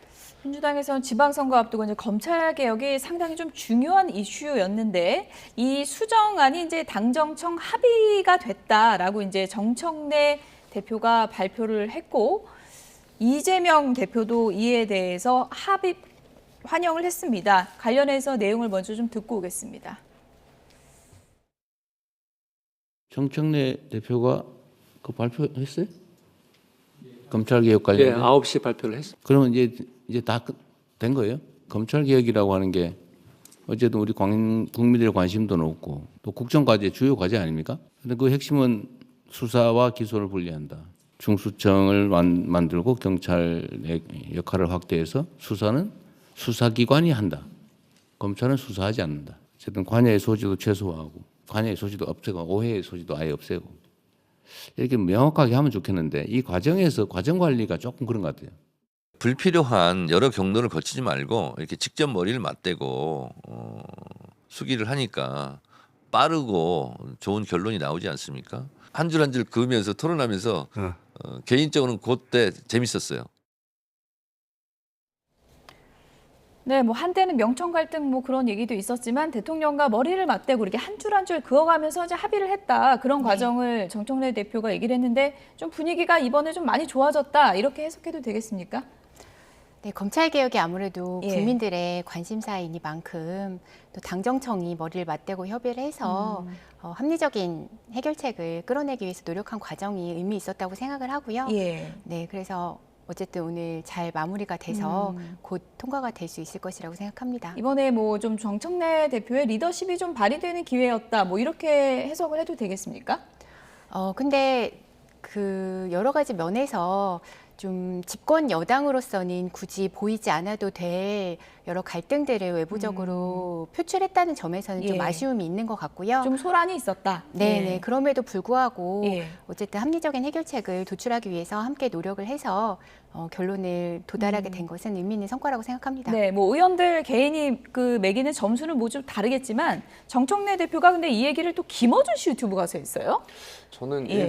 일각의 그런 사건들 보고 예. 이재명 대통령이 완전히 김어준 씨한테 KO패 당했다 이렇게 생각을 합니다. 예. 무슨 말씀이냐면 결과적으로 이 핵심은 검찰의 보안 수사권입니다. 예. 근데 대통령께서 이미 보안 수사권과 관련해 가지고 과유불급이라느니 빈대 잡자고 초과상관 되면 안 된다 이런 취지의 대통령 메시지가 나갔잖아요. 대통령의 발언은 일반 정치인의 발언하고 다릅니다. 그럼에도 불구하고 민주당에서 완전히 이것을 무시하고 그 김어준 씨 방송에 나가서 민주당 대표가 관철시키는 것, 좀 개인적으로 좀 이해하기 좀 어렵고요. 그리고 그 김어준 씨 방송에서 국민들이 많은 오해와 의혹을 샀잖아요. 결과적으로 대통령께서 이 보안 수사권을 가지고 혹시 이 본인의 공소 취소하고 거래한 것 아닌가 이러한 설들이 그 방송에 나갔잖아요. 근데 그럼에도 불구하고 집권 여당의 대표가 그 방송에 나가가지고 본인의 생각이라든지 그런 보안 수사권을 폐지하는 방향에 대해서 설명을 한다? 저는 친명이라든지 이거는 정책적인 어떤 이견을 떠나서 예. 집권 여당에서 이렇게 감정적인 문제로 들어가기 시작하면 굉장히 큰 갈등이 있을 거라고 생각이 듭니다. 어떻게 보면 좀 상징적으로 볼 수도 있는 장면이다라고 이제 얘기를 해주셨는데 강득구 의원이 김어준 방송 보이콧 오늘 네. 공개적으로 선언했거든요. 네네. 이렇게 보이콧 선언하는 의원들이 앞으로 좀 늘어날 것으로 보십니까? 어떻습니까? 지금 김어준 방송에서 예. 국민들에게 불필요하게 오해를 사는 여러 의혹들을 제기하는 바람에 좀 안 좋은 상황이 있었던 건 사실이고요. 예. 또 이런 민감한 시기에 집권 여당의 의원으로서 좀 방송 출연에 대해서는 좀 더 신중한 태도를 보이는 것이 적절하지 않나라는 고민이 저도 가지고 있습니다. 김남희 의원께 만약에 전화 오면 어떻게 하실까요? 저는 요즘 전화가 안 와가지고요. 만약에 오면 어떻게 하실 겁니까? 네, 저는 지금 좀 신중하게 판단해야 된다고 생각을 신중하게 하고요. 판단한다. 근데 예. 다만 아까 이제 그 김용태 의원님이 얘기하신 예. 것과 관련해서는 지금 사실은 중수청법과 공소청법에 대해서는 예. 지금 합의가 이루어졌지만 뭐 보안 수사권이라든지 이런 여러 가지 남아 있는 문제에 대해서는 아직 그거는 형소소송법 개정 상황이기 때문에 그게 뭐 마무리가 됐다든지 뭐 그 대통령의 의사가 무시가 됐다든지 이런 것들하고는 좀 상관없는 상황이고 지방선거 이후로 가는 겁니까? 네네, 논의가? 그거는 예. 형사소송법 개정 상황이기 때문에 예. 앞으로 형사사법 절차 전반에 대한 좀 더 깊이 있는 논의와 남아있는 절차들이 남아 있습니다. 네. 그래서 말씀하신 건 좀 사실관계에 부합하지 않는 것 같습니다. 네, 그러니까 보안 수사 문제는 또 다른 중요한 남은 과제고 네, 그건 맞습니다. 또 어떻게 논의될지 좀 지켜봐야 되겠군요. 네, 네, 맞습니다. 김남희 더불어민주당 의원, 김용태 국민의힘 의원 두 분이었습니다. 고맙습니다. 오늘은 흐린 가운데 곳곳에 봄비가 내리고 있습니다. 이곳 서울에도 새벽부터 비가 이어지면서 기온이 크게 오르지 못하고 있는데요. 현재 서울 기온은 5.2도로 어제 같은 시각보다 무려 8도가량이나 낮습니다. 큰 기온 변화에 감기 걸리기 쉬우니까요. 따뜻한 겉옷으로 체온 조절 잘해주시기 바랍니다. 자세한 레이더 화면부터 살펴보겠습니다. 현재 비구름이 전국 곳곳에 분포하고 있는데요. 비는 늦은 오후면 대부분 그치겠지만 경남 해안과 제주도는 밤까지 이어지는 곳도 있겠습니다. 예상되는 비양은 5에서 최대 30mm로 많지는 않겠습니다. 다만 기온이 낮은 강원 높은 산간에는 최고 3cm의 눈이 내려 쌓이겠습니다. 곳곳에 비가 내리지만 현재 경기와 충청 지역은 여전히 공기가 탁합니다. 이 비가 지난 뒤 늦은 오후부터는 그 밖에 중부와 전북의 초미세먼지 농도도 점차 짙어지겠고요. 밤에는 국외 미세먼지까지 유입되며 전국 대부분 지역이 초미세먼지의 영향을 받겠습니다. 오늘 낮 기온은 어제보다 5에서 7도가량 낮겠습니다. 서울과 대전 10도, 전주와 대구는 11도가 예상됩니다. 이후 기온은 다시 오름세를 보이겠지만 공기가 탁한 날이 많을 전망입니다. 오늘 비가 내리는 지역에서는 가시거리가 짧고 도로가 미끄러운 곳이 많겠습니다. 차간 거리를 넉넉히 두는 등 안전운전 하시기 바랍니다. 지금까지 YTN 윤수빈입니다. 네, 뉴스나 오늘 순서는 여기서 마치겠습니다. 시청해주신 여러분 고맙습니다.